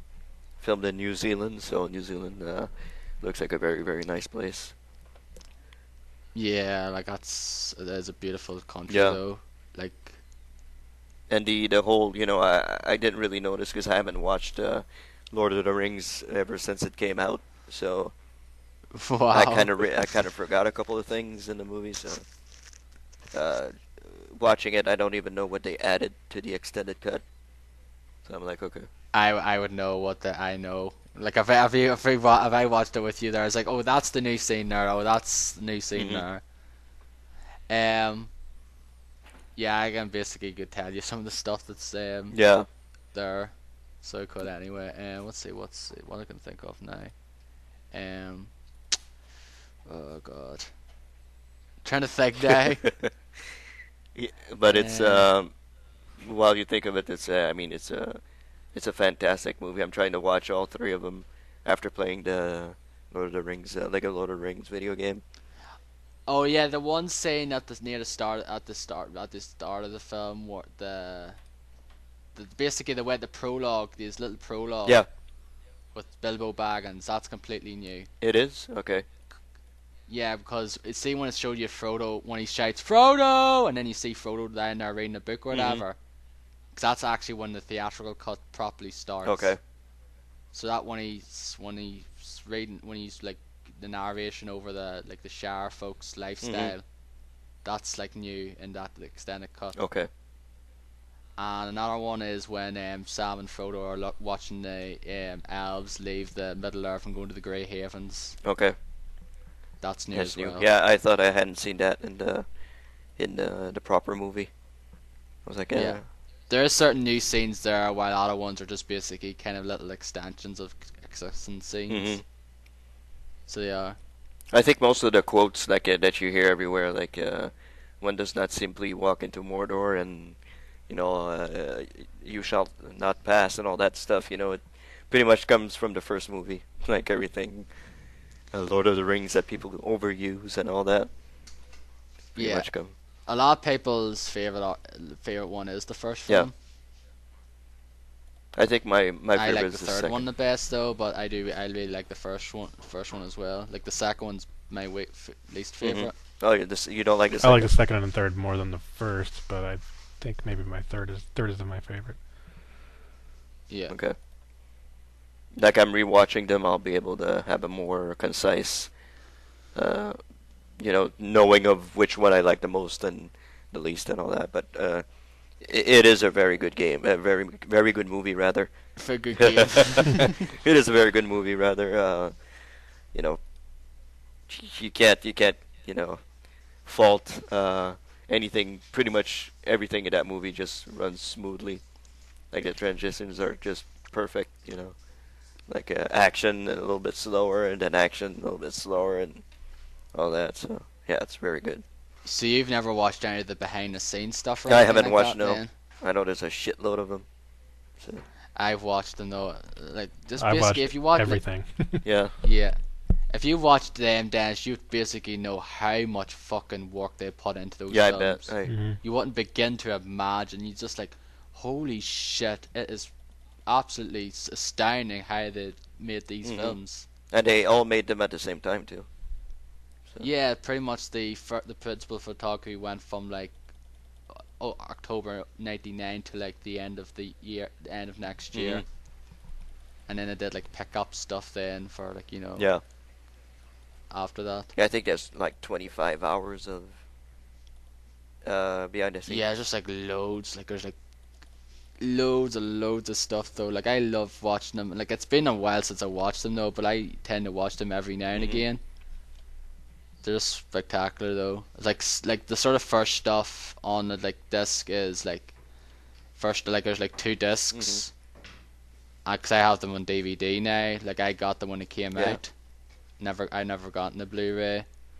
I might get it sometime down the road, the Blu-ray of it, and see what it's like in HD. But like the first disc's all kind of like pre-viz stuff, like pre-production stuff. Okay. Like creating the sets and designing all the armor and all that stuff, and then all the stuff's like second disc stuff, like the production stuff, like filming, and then post-production, like the CG effects, the sound, the music, and all that stuff. And then like they do like the release of the film, then like the premiere, and it's pretty awesome.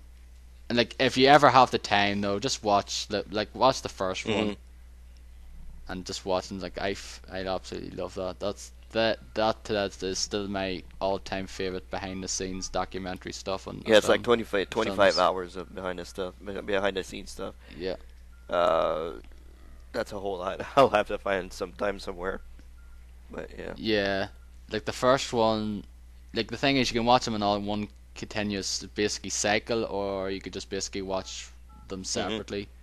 Like I know there's on these discs I have the Blu-rays, and there's 2 Blu-rays for the movie. That's the first time I've seen that for a movie.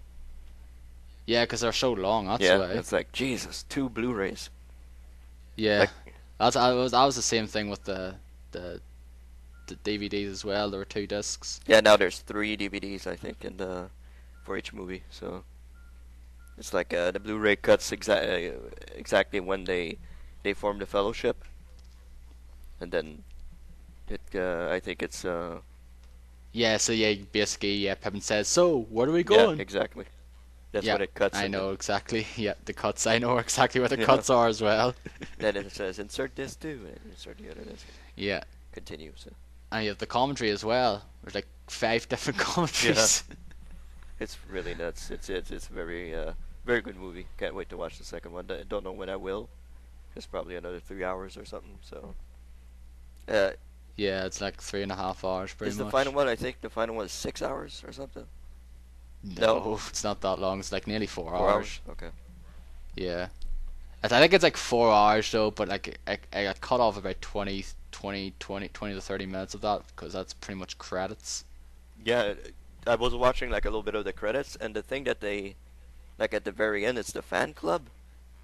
Yeah, it's like that goes I'm on like, forever. what the fuck is this? Jesus, like a bunch of names, and I just fast forward to see if there was something else at the end, but No, that's it. That's pretty much it though. It's just the fan club stuff. That's what they add for the extended cut for it now as well. Just basically that's not included with the certain amount of minutes now they added. yeah, now. exactly.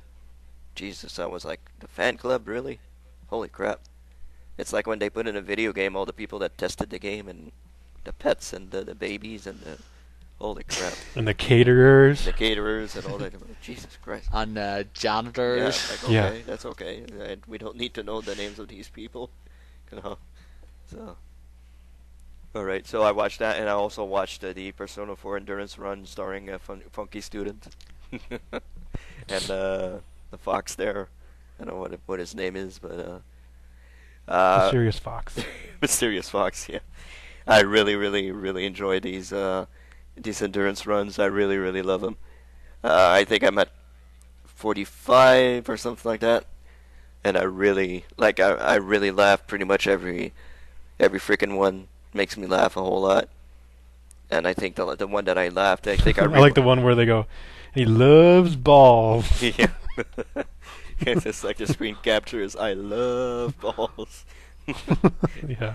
It's like and one of them that I laughed a whole lot that I rewinded I think 50 times is like when they meet up to go inside the TV and the fox is there for the first time, and then Jeff goes, "Oh, dude," and then really just loses his mind. He's just laughing like crazy, and Jeff starts to laugh like crazy also. Oh man, I think I rewinded that like 20 times. It's just a reaction of Jeff. "Oh, dude," he's like, what the fuck is the fox doing there now? It's like What part's out of that? nowhere. Do you know? Remember? I think it's 30 something, 37. You see it on the screen capture. It says Fox is joining us or something like that, and that's the Right. screen capture of the endurance one. So yeah, I'm really enjoying that. It's really, really hilarious. It's really awesome. I think it's better than the other two that they did for the endurance runs. It's really, really awesome. It's really funny. Yeah, I heard it. I heard it's really fun. Like the thing is, I'd like to watch it though, but I'd like to play Yeah, the of game course it as spoils well. a whole lot. So if you're gonna watch that, it's gonna spoil the game for you. Yeah, Of course, it's spoilers if you want to watch it. So. yeah, but I don't know. So But yeah, you don't that's- care about spoilers, right? Yeah, you don't care about that. You've said that numerous Yeah, like times. Yeah, like it's yeah, I guess so. But sometimes I do, but sometimes I don't. If it's a game you care about, I guess. Yeah. I think it's part 36. Pretty sure. Okay, I'll watch that later and just watch that part and see Vinny lose it, because Vinny losing it always makes me Mhm. laugh. Yeah, if you want to watch a video during the holidays that they did when they came back into the office, it's that Euro Truck Simulator one. It's an hour. It's an hour Yeah. and 5 or 6 minutes or something like that. It's 2 Oh, hours. it's 2 hours. Yeah, it's 2 hours. Yeah, that's right. Oh, It took God. me like I watched it before I went to bed, and then I watched it in like 4 parts because it was so long. Yeah, it is really hilarious. That one's really awesome. It's really, really great. But yeah. I downloaded the demo for it, so I did. Oh, you downloaded the demo? It looks like a Yeah. pretty good game. I was in Dublin the other day, the day yesterday there, and I was actually in HMV. I was thinking of picking it Yeah. up. Didn't do it. It Though. got Is it green on lighted on Steam? Steam, so No, it's on Steam. It's in Greenlight though. If it's Greenlighted for Steam though, should be coming on Steam. You could just download on their site though for like I think it's $40 though, so might be a bit too much. Yeah, $40 is maybe a little too much for that game for me. I'll wait a little while, but yeah, when it comes out, probably when it comes out on green light, Steam is gonna reduce the price probably. So It's £15 on Amazon here, so it is for the retail version. Might get it. yeah, I kind of want to check it out. It looks like a really good, a really like fun game just to hang out. Radio station. Yeah, it doesn't look bad. Yeah, it doesn't look that bad though. It looks, it's one of the better looking Simulator things. Simulator Yeah. games, because they do a lot of them, and most of them look like shit. And you can listen to any radio station around the world that you want to, Yeah, as long as you have the proper URL thing. Yeah. Now. which is pretty awesome. Like you can listen to music from everywhere. Like they listen to all sorts of music during a quick look. It's really hilarious. I wonder if you can put your own music into it. Like, Yep. Yeah, probably. Yeah, you can put files yeah, there. I'll probably just do that. You can. Put Somebody was some of streaming the Temptation. Hotline Miami soundtrack when they were listening Yeah. to it. Yeah. Yeah, that was pretty cool. He was also streaming something else, but they didn't tune in. Fez. Fez, yeah. Yeah. So yeah, that's pretty much it from what I've been watching. So, do you guys want to do the other segment, or do we drop it until another time? We're coming up on 2.5 hours. What do you want to do? Well, we can probably squeeze in about 30 minutes or so of it. Okay, we can. I don't mind. I don't have anything to do right now, so we can squeeze that in. Yeah, I was asking because of you, Darren. You know, if you gotta go to work or something. No, I've about an hour, less than an hour to go, Okay. so I'm fine for another half an hour, 45 minutes. Okay. So we decided to do we started this a couple of podcasts ago, I think.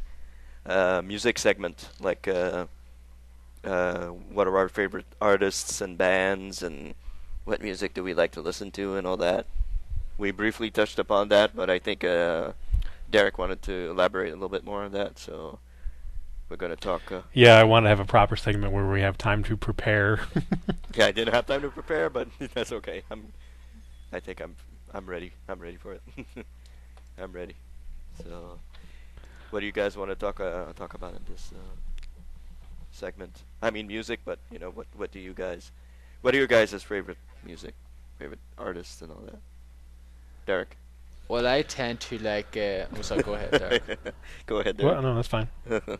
Okay, well, Darren. Then. No, I was basically gonna say I just tend to like mostly. I tend to listen to sort of most stuff. Not most stuff though, but I tend to listen to really sort of rock/metal stuff and pop, and like that's really the kind of ones I sort of be interested in. But I tend to listen to other stuff though, like orchestral stuff, like video game soundtracks and like, which kind of be orchestral stuff and that there as well.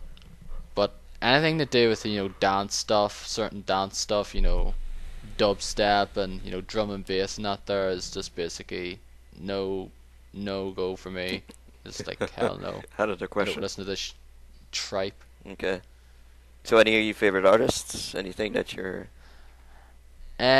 Some of my favorite artists, so I like my favorite band probably is Within Temptation, which are like metal band from Europe. They're from the Netherlands. They've been going for about 15 plus years now. Basically consists of a lead woman known as Sharon Dinadell, and I just really enjoy their work. I got introduced to them in mid last decade now, around 2004 2005.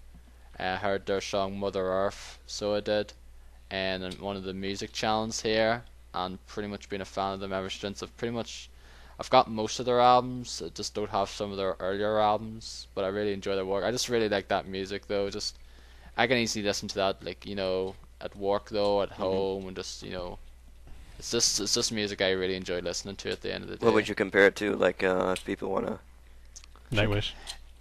Yeah, Nightwish. It's like that kind of symphonic, kind of / gothic metal or whatever you want to call it. Female It's just- fronted. Yeah, female fronted. A bit like Evanescence Exactly when they. what Derek said. A bit like Evanescence when they started out, I guess. Not More heavy. really. More heavy than that. Heavier. Yeah, a bit more heavy. It's a bit more like has more kind of symphony kind of orchestral stuff behind Okay. it than you see here from Evanescence, which is a bit more like kind of rockish, more guitars and that there. It's more kind of like hardish than the symphony Okay. stuff. Yeah, I know who With Them Temptation is, but I haven't really listened to him. Okay. Anything? Any other band that you're into, Darren? This is kind of a weird one. I don't know if you've ever heard of them now, but they've been going for quite some time now. They've been going for about 20 odd years. This electronica duo known as the Pet Shop Boys. Yeah, of course. Yep. I've been pretty much a fan of theirs for quite a while now. It's pretty much since the early 90s. I've got a bunch of their albums. I pretty much love a lot of their stuff, though. It's just to me, it's very easy going listening, though. Just some of their songs are quite catchy, though, and some people don't like them, though. I do, though. They say they've still been going to this day. They've released new album there last year, which I haven't gotten to yet, though. Wow, they released a new most of album? the albums I've got, I really like. Wow, I didn't even know they released a new album. Yeah, what was it called? Elysium? Probably went unnoticed over here. Yeah. I don't think it did that well over here either, Okay. though. But, like, if you want to sort of basically get an introduction to them, I recommend getting the pop art. Yeah. Which is this one that came out, like 10 years ago now, 9 years ago, 10 years ago Yeah, now. It was I like, have that album. Yeah, it's pretty good. Yeah, it's this 3-disc album. It's like their greatest hits, and then like the third disc consists of like mixes. I really recommend that one. I really I have that on my iPod, on my iPhone, and I just tend to listen to some of the tracks from it from time to time during work. I think my favorite tune from them is Opportunities. I really like that song. Really, really like that Oh song. yeah, let's make lots of money. There. I like Go West. Go West, yeah, it's pretty good. That's a Village People song that they redid. Yeah, I didn't even knew that until like last Okay. year. I had no idea that was a cover. Yeah, it's a cover. But I guess I like there's a few other songs I like as well. I love Flamboyant. They also did Always on My Mind, which is another Yeah, cover. yeah. Yeah, they're a pretty good band. I know of them. They're really good. Yeah, they've been going for like since the mid '80s. We knew them there over here with West End Girls. That's the first song.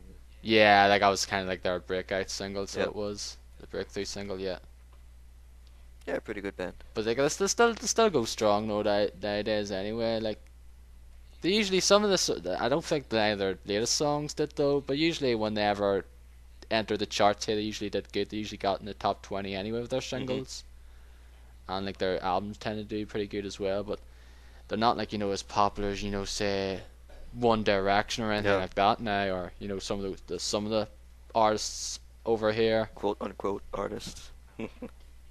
Yeah. Anything else? Any other? I'll think of more though. I'll just pass it on to someone else. Okay. Pass it on to one of you guys. Okay. Cool.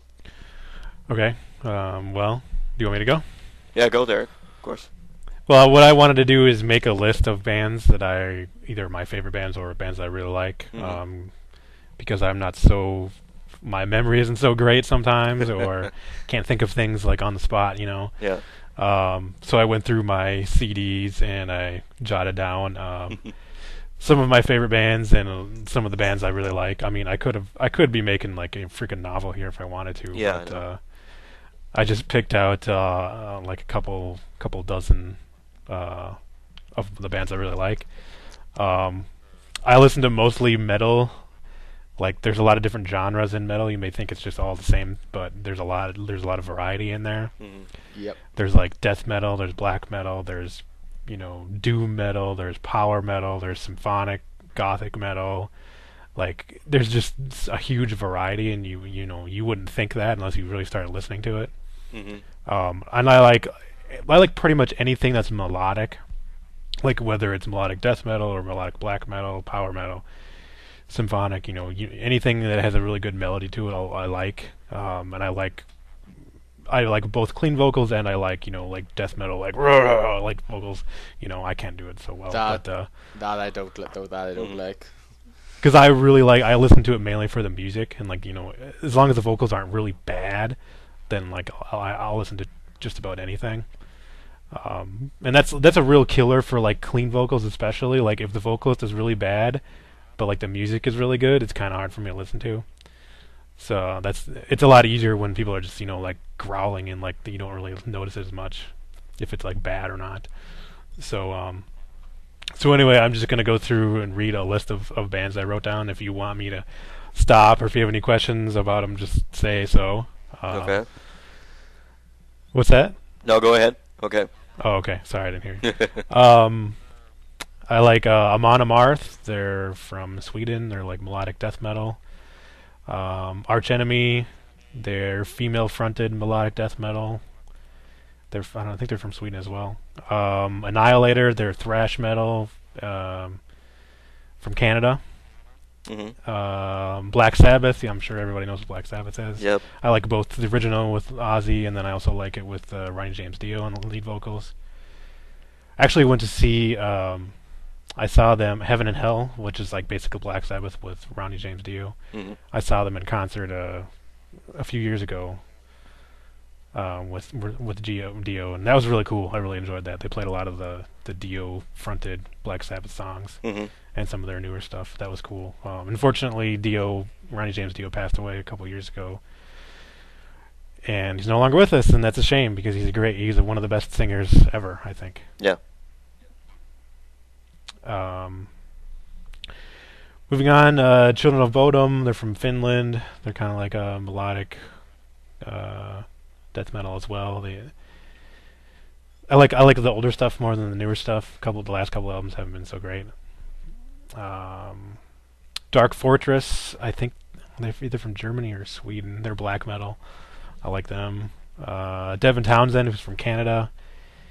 I like all of his side stuff as well as his work in Strapping Young Lad. He's kind of like a progressive industrial metal sound. And then Strapping Young Lad is more like a death metal, I guess. I think he's probably my favorite current artist right now. It used to be Dream Theater, but they kicked out their drummer, and I don't really like their new drummer, and I didn't like their last couple albums that much. But actually, I'm going to see Devin Townsend tomorrow. He's playing with Gojira and then some other band, I can't think of it, in downtown Minneapolis. So looking forward to that. It'll be the second time I've seen him, and also the second time I've seen him in like a 2-month period. So it's pretty cool. Mm-hmm. Dimmu Borgir, they're Norwegian black metal, although a lot of people wouldn't say that they're true black metal. They're more like commercialized and more popularized, because if you're not a true black metal, you're not like underground, I don't know. Yeah. I think I still like them. That's actually the first like death metal type band that I ever listened to. I remember seeing they actually had a song on one of the old CKY DVDs. Mm-hmm. You know what CKY is? Yeah. Yeah. Yeah. Okay. They had a song in that, and I was like, "Oh, damn! What the hell is this? This is so fucking awesome!" And when I think that was back during the Kazaa days, where have like that P2P file sharing system. Yeah. Mm-hmm. There was another one. There was actually I think there were several. I don't know which. I think it might have been Kazaa, where I tried to find songs by them on my 56K modem. Yeah, and download. Take forever to download, and it was when I finally downloaded it, was so awesome. Mm-hmm. So they actually also kicked out a couple of their members recently. Their bassist, I think their keyboardist, and I didn't really like their last album too much, but definitely like their past catalog. Dio, I mentioned, Ronnie James Dio, like his solo stuff a lot as well. Some great albums there. Dragon Force, you've probably heard of them just because of Guitar Hero and shit. I mean, I like them, especially their like first couple albums. I really like. Dream Theater, progressive metal band. Really like a lot of their old stuff. Just not the last couple albums so much, but Mm-hmm. you may have heard a song called "Pull Me Under" and from '92. There's a music video. Actually, it was on MTV. Yeah. I don't know. Yeah, You may have heard it. yeah, I've heard If it. you looked it up, you'd probably, oh, okay, maybe I know the song. Yeah, probably one for me. Like, oh, I don't know about the song, but then I hear it's like, oh yeah, okay. That was yeah. They actually released a greatest hits album, but they called it. I think they called it Greatest Hit, and then like 21 other songs or something like that, because of that one song that was a hit on MTV. Yeah. So. Yeah, they have some really good stuff, and I've seen them in concert numerous times. Hammerfall, they're a power metal band from, I think it's either Finland or Sweden. I haven't really listened to them recently. Their newer albums aren't so great, but I really like their last one, or not the last, but the like their first three or so. Mhm. Yeah, my brother likes them. Oh yeah, that's cool. I saw him once in concert. Actually, they opened for Ronnie James Dio back in like 2002 or 3 during the Killing the Dragon tour. That was cool. That was fun. I really liked that concert a lot. Actually, I was trying to see him a second time, but I went with some friend of my sister-in-law's, and like we got all the way down to the concert. I had tickets and everything. Actually, no, we were gonna buy tickets, I think, at the door. But the guy, they wouldn't let him in because he didn't have his ID on him, and he like left it back in. He was living in Hudson, Wisconsin, which is like 45 minutes from here, Mhm. and it's like an hour from downtown.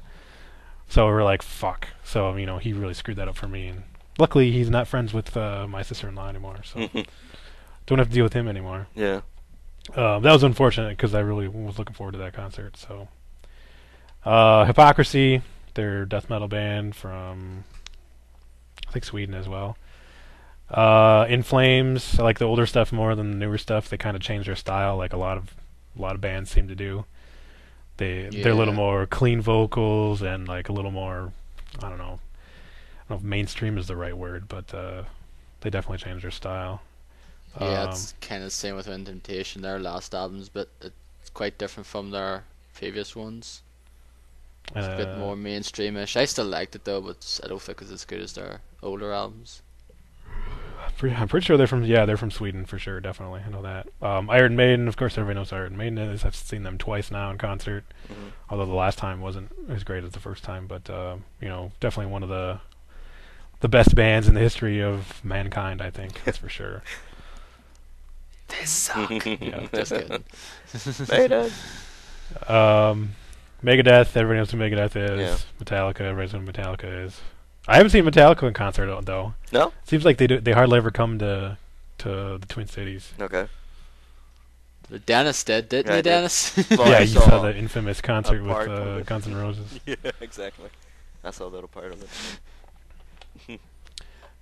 Nightwish, all their albums except for the 2 that they have with Annette, who luckily they've kicked out. Now they have the singer from who used to be in After Forever.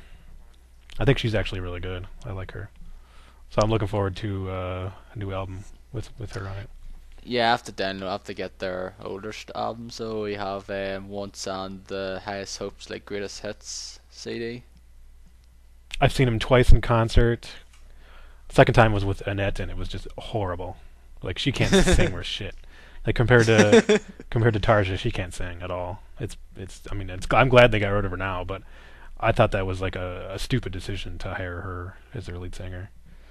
The first Nightwish concert I saw, I was like right up front, like in the front row, and it was like a smaller club, like most of the places here are. And When was that? What? When was that? It was right when, shit, what the hell's that album called? Once that album came out. Oh, 2004 then. It was before it came out, before it was released over here. Oh, okay. So I was hearing all the. 2005, I don't know. I think it was like 2005, yeah. So they were playing a lot of songs from that new album, and I hadn't heard any of them except for the one Nemo I had heard before I went to that concert.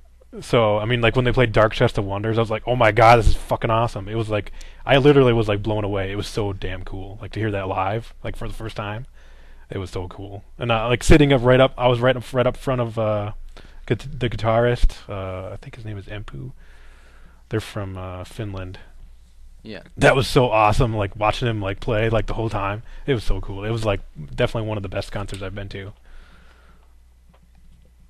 Opeth, and you may have heard them. They're kind of popular. Yeah, I heard of them, but I don't think I've heard any of their stuff. They're like really. a progressive death metal band.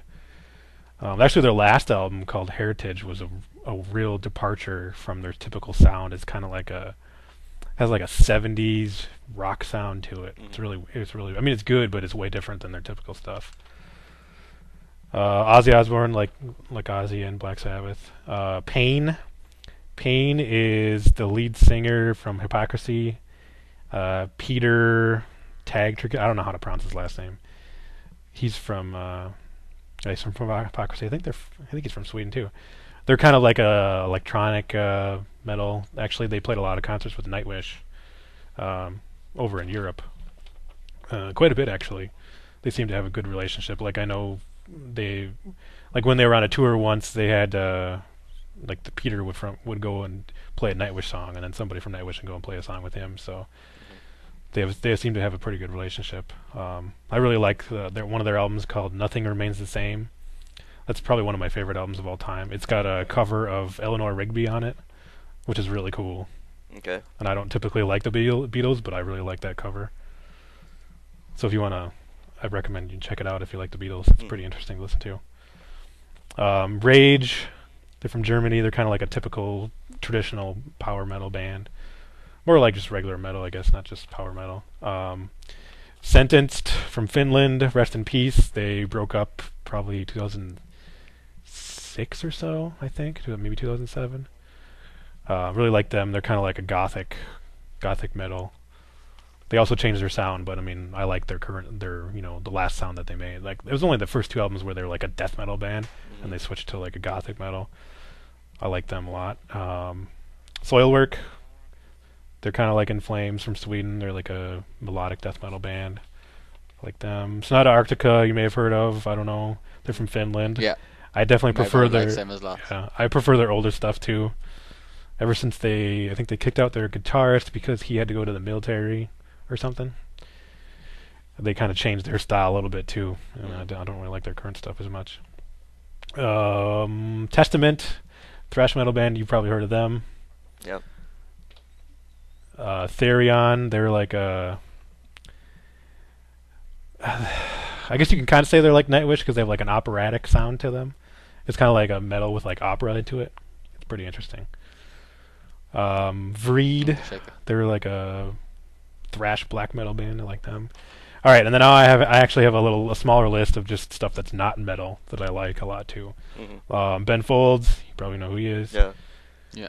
Alice Cooper, everybody knows who Alice Cooper is. Buckethead, you probably only heard of Buckethead only because he was involved with Guns N' Roses for a little while there. Yeah. But I really like all of his solo stuff. He does a lot. He has a really interesting, like, kind of weird sound to him. He was with He's Pantera. great. He's like a fantastic guitarist. He was with Pantera also, right? Buckethead? No, I don't No? think so. Okay. Maybe I'm just not saying the right person. Okay. Talking out of your ass. Exactly. Go on. The Cardigans, I like the Cardigans. Whoa. They're kind of like a poppy electronic sound, I guess. I like them. Yeah, I know who they are though. CCR, Yep. Creedence Clearwater Revival. I like them a lot. They have a lot of great hits. Daft Punk, I'm sure you know who they are, like electronic techno. Foo Fighters, I'm sure everybody knows who Foo Fighters is now. Yeah. Nirvana too. I don't think Darren likes Nirvana, but whatever. Garbage. Yeah. They're another like grunge kind of band. Yeah. Although I think they kind of had a little more pop electronic sound. Green Day, everybody knows who Green Day is. Crap now. Presidents of the United States of America, have you heard of them? You probably heard like some of their popular stuff from like the mid-90s. Yeah. I still like them. They have some interesting, kind of like funny songs. Joe Satriani's like a guitar virtuoso, a lot of instrumental stuff. I think he has some vocals in some of it, but he's a really good guitarist, definitely. It's kind of like Yngwie Malmsteen and like Steve Vai, that kind of guitarist. Smashing Pumpkins, I'm sure you've all heard of them. Trans-Siberian Orchestra, I saw them a couple times in concert. I really like their sound. Weezer, I'm sure you all hear of Weezer.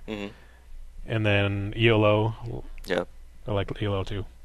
I mean, there's other bands I like too. I just didn't write them down. Like Yeah. Journey and Foreigner, Def Leppard, and stuff like that. So Whole bunch. those are my the bands I really really like, and some a lot of my favorites too. So Okay. hopefully that gives you an idea more than last You time. like your metal. Yeah, I like metal. Yep. That's for sure.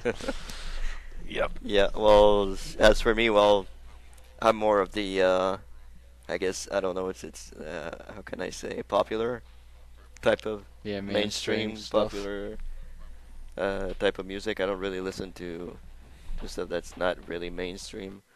I guess a couple of bands, well, everybody knows I like the Beatles. I really, Guns N' Roses, when they were Guns N' Roses. Not the new Guns N' Roses, which is absolute garbage. It's just Axel. Axel and Friends, or something like that. Velvet Revolver were better than Guns N' Roses at a certain point. They had Velvet Revolver was Guns N' Roses with the singer from Stone Temple Pilots. So Stone Temple Pilots is another band that I really, really like. Nirvana.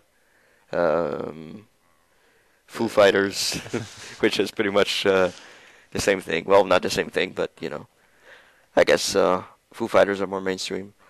Who else do I like? Pearl Jam. Not so much their new stuff, but up to maybe Vitalogy. They were one of my favorite bands of all time. Really like their music.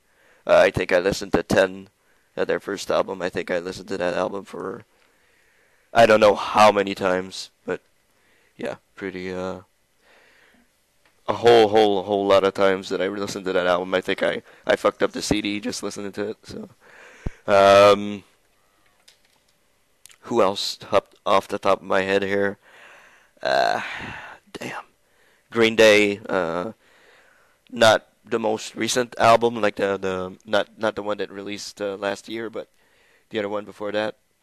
The one that had 21 Guns on it and all the other one, Know Your Enemy or something like that. I didn't like that album, but the previous ones were pretty good. You mentioned Garbage. I like Garbage a whole lot.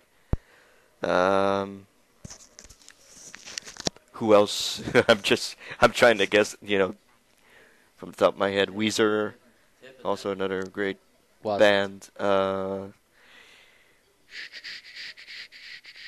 Damn. I guess I. Do you like Led Zeppelin or Aerosmith? Yes, Led Zeppelin. Yes, I really, really enjoy Led Zeppelin a whole lot. Pink Floyd. Ben likes Pink Floyd. I think that's one of his favorite bands. Yeah, Pink Floyd. Not What one of my, Rush? not one of my favorites, but still pretty good. I'm pulling up iTunes here, so I have a good idea of what Beastie Boys. Really like their music. Rest in peace, MCA. I like Intergalactic a lot. That song Yeah, that's a good song. and that video. Bryan Adams. Yeah. Bryan Adams is a Canadian artist, very popular here. Like him a whole lot. Bon Jovi, yes, I know, but I like Bon Jovi. I saw them in a concert. Yeah, me too. I like Bon Jovi too. Yeah, they're very good. I didn't see them back when they were in like their heyday, but I saw them when they were in their heyday and recently, so it's changed a whole lot. But they had a really good concert. Like everybody knew the songs to their, Yeah. and all the words to their songs, so it was a fun time. yeah, it's fun, when people get into the songs. It's really cool. I like Collective Soul. Back in the day, they were pretty good. Depeche Mode, another band that I really enjoy. Faith No More, everything that Faith No More does. Even what's his face when he does his solo projects and all that. He's pretty good. Can't remember the name of the guy that's in the darkness there. That does the voice of the darkness. Mike Patton. Mike Patton, yeah. Mike Patton, I really like his solo stuff. Going down the list. Used to like Linkin Park, not anymore. It's pretty much. Yeah, I'm pretty much the same way. There after their third album, it just went to hell. Killswitch Engage, like their music. Johnny Cash, that's pretty old, but very good music. Like some of Kanye West's music. A couple of songs are pretty good. Led Zepp, we talked about it. Old Limp Bizkit, like some old Limp Bizkit. Hot Dog. Are they still around No, they nowadays? split up again for the third or fourth time. I really like Chocolate Starfish. I love that album. Really, really good album. Yeah, chocolate starfish and a hot dog flavored Yeah. water. Very good album. Um, Going down here, Noel Gallagher's High Flying Birds and Oasis. I guess it's pretty much comes up in the same thing. Oasis, really like their music. Very much Beatle-esque music, so that's why I enjoy it, I guess. And also Noel Gallagher's High Flying Birds. I guess that's the recent artist that I like the most, I guess I could say. Very good album. That released 2011, I think. Prodigy, another good band that I like. Red Hot Chili Peppers. Great music. I like their older stuff as well, though. Like I've heard a few of their new songs from their new album. It stinks. Yeah, it's not very good. I agree. It's not that good. Smashing Pumpkins. It's a very good band. Oh, sorry. Stone Temple Pilots, System of a Down. Their recent music is garbage, but the old stuff is pretty good. Tears for Fears. That's an old band, but very good music. Songs from the Big Chair is one of my favorite albums of all time. Awesome music. Speaking of Tears for Fears, I actually do like a lot of the 80s pop. You know, most of it's like one-hit wonders, but I like a lot of that too. I just don't have... 80s music. Yeah. I don't have a 80s lot of music. 80s albums, but I do have some like compilations and stuff. But I really like pretty much any kind of 80s pop. Yeah, 80s music is phenomenal. Really love 80s music. Yeah. Um, 80s music is yeah, awesome. it is. U2, really like U2. Seen all of their shows in Montreal. Very much enjoy their music. Not a whole lot of their new music, but you know their old stuff is pretty good. Van Halen, the original Van Halen with David Lee Roth, not Sammy Hagar Van Halen, which was garbage in my opinion. I like Sammy Hagar. You do? I really don't like the new the recent Van Halen music. I really don't. I haven't listened to any of the recent stuff, but Okay. Well, they're still going, are they? I think they're still doing a couple of things when Eddie's not in detox. So, Weezer talked about that. The Who, a couple of songs from The Who that I like. Wings, that's Paul McCartney's band. They have a couple of good songs. I guess that's pretty much it. That's pretty much what I enjoy listening to music-wise. So that's pretty much it. Anything you guys want to add to this segment? I'll don't just go think for so. a few. I'll just go for a few here now. I like him. His Infernal Majesty, which is basically kind of like metal as Mhm. well. I don't like they're kind of like deemed as love metal or sort of like gothic metal, Yeah, love love metal or metal. something. Yeah, and they're from Finland. They've been Yep. going for a while as well. yeah, they really. were on the CKY video with Dimmy Borgir. That's what I Yeah. got into Dimmy Borgir, and then my friend got into him. It's kind of funny from that same DVD. Do you know what year was that? That Oh, I don't DVD know. from? Yeah, I'm just not. I'm It had to have been not like really 2002 surprised. or so. Yeah, well, it's probably because the thing is like because Bammer Jar, like I know CKY and all that there with Bammer Jar Yeah, and all he's that big on stuff. him. And yeah, his brother and that there because he's big fan of their work. Yep. They have a new album I think coming out this year, which I'll definitely be getting. I really enjoy their albums. Pretty much I've got all their albums pretty much. Fozzy, Chris Jericho's Mhm. band. Yes, Dennis, I like them. Sue me. Yeah, I don't really like their music. Yeah, I like their music. Like their first two albums would basically consist of mostly covers, but then like they started going into their own for their recent albums. Mhm. Then, they had one out there last year called Sin and Bones, which Jericho on Twitter retweeted a lot Yeah, I about. know. I think that's their most successful one. Dragon Force, I like them. I like this basically power metal. Some of their stuff sounds like it can come straight out of a video game. That's kind of why I like it. Um, Biffy Clyro, which is this UK band, some do some good songs as well. I don't know if any of you's heard Never of them heard of now. that. No. No, they're pretty good. Evanescence, not their latest album. I didn't think too much of it though, but some of their earlier work I do like. As I said, like was very much disappointed with their latest album. Only liked 4 songs. Um, let's see what else do I like here. Disturbed, they're no longer about though, but I did like their work. I know not a lot of people did like them, but I did. Yeah. I really like their Indestructible album. Inside the Fire is pretty much my favorite song of theirs. Lost Prophets, I also like them as well. More their older stuff than their newer stuff.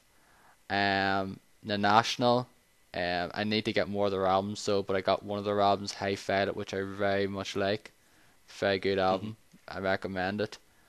Sonata Arctica, basically was mentioned as well. And I like REM as well. Some of their songs are good. That's pretty much all I want to mention. Yeah, REM, I don't know if they're still doing stuff. I think they're not. No, REM split up as well. They split up, I think, 2 years ago.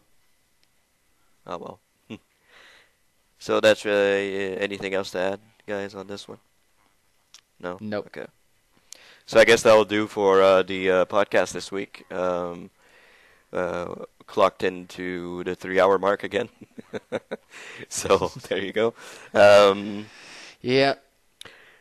I'm never going to go under a 3-hour mark No, again. I think we're done with that. So as usual, leave us reviews on iTunes. Follow us on Twitter. I'm dboyden on Twitter. I am DowM85. I'm GigaStormZ. Follow us on Facebook, the United Gamedom Podcast group. We haven't had any more people join the group for a very long time, so you can check us out. Still check us out. Yeah, I tried inviting people like a while back, but like just a few people accepted the invite though, because I could just invite other people, but I doubt they'll just accept anyway. They'll just basically leave it hanging. Yeah.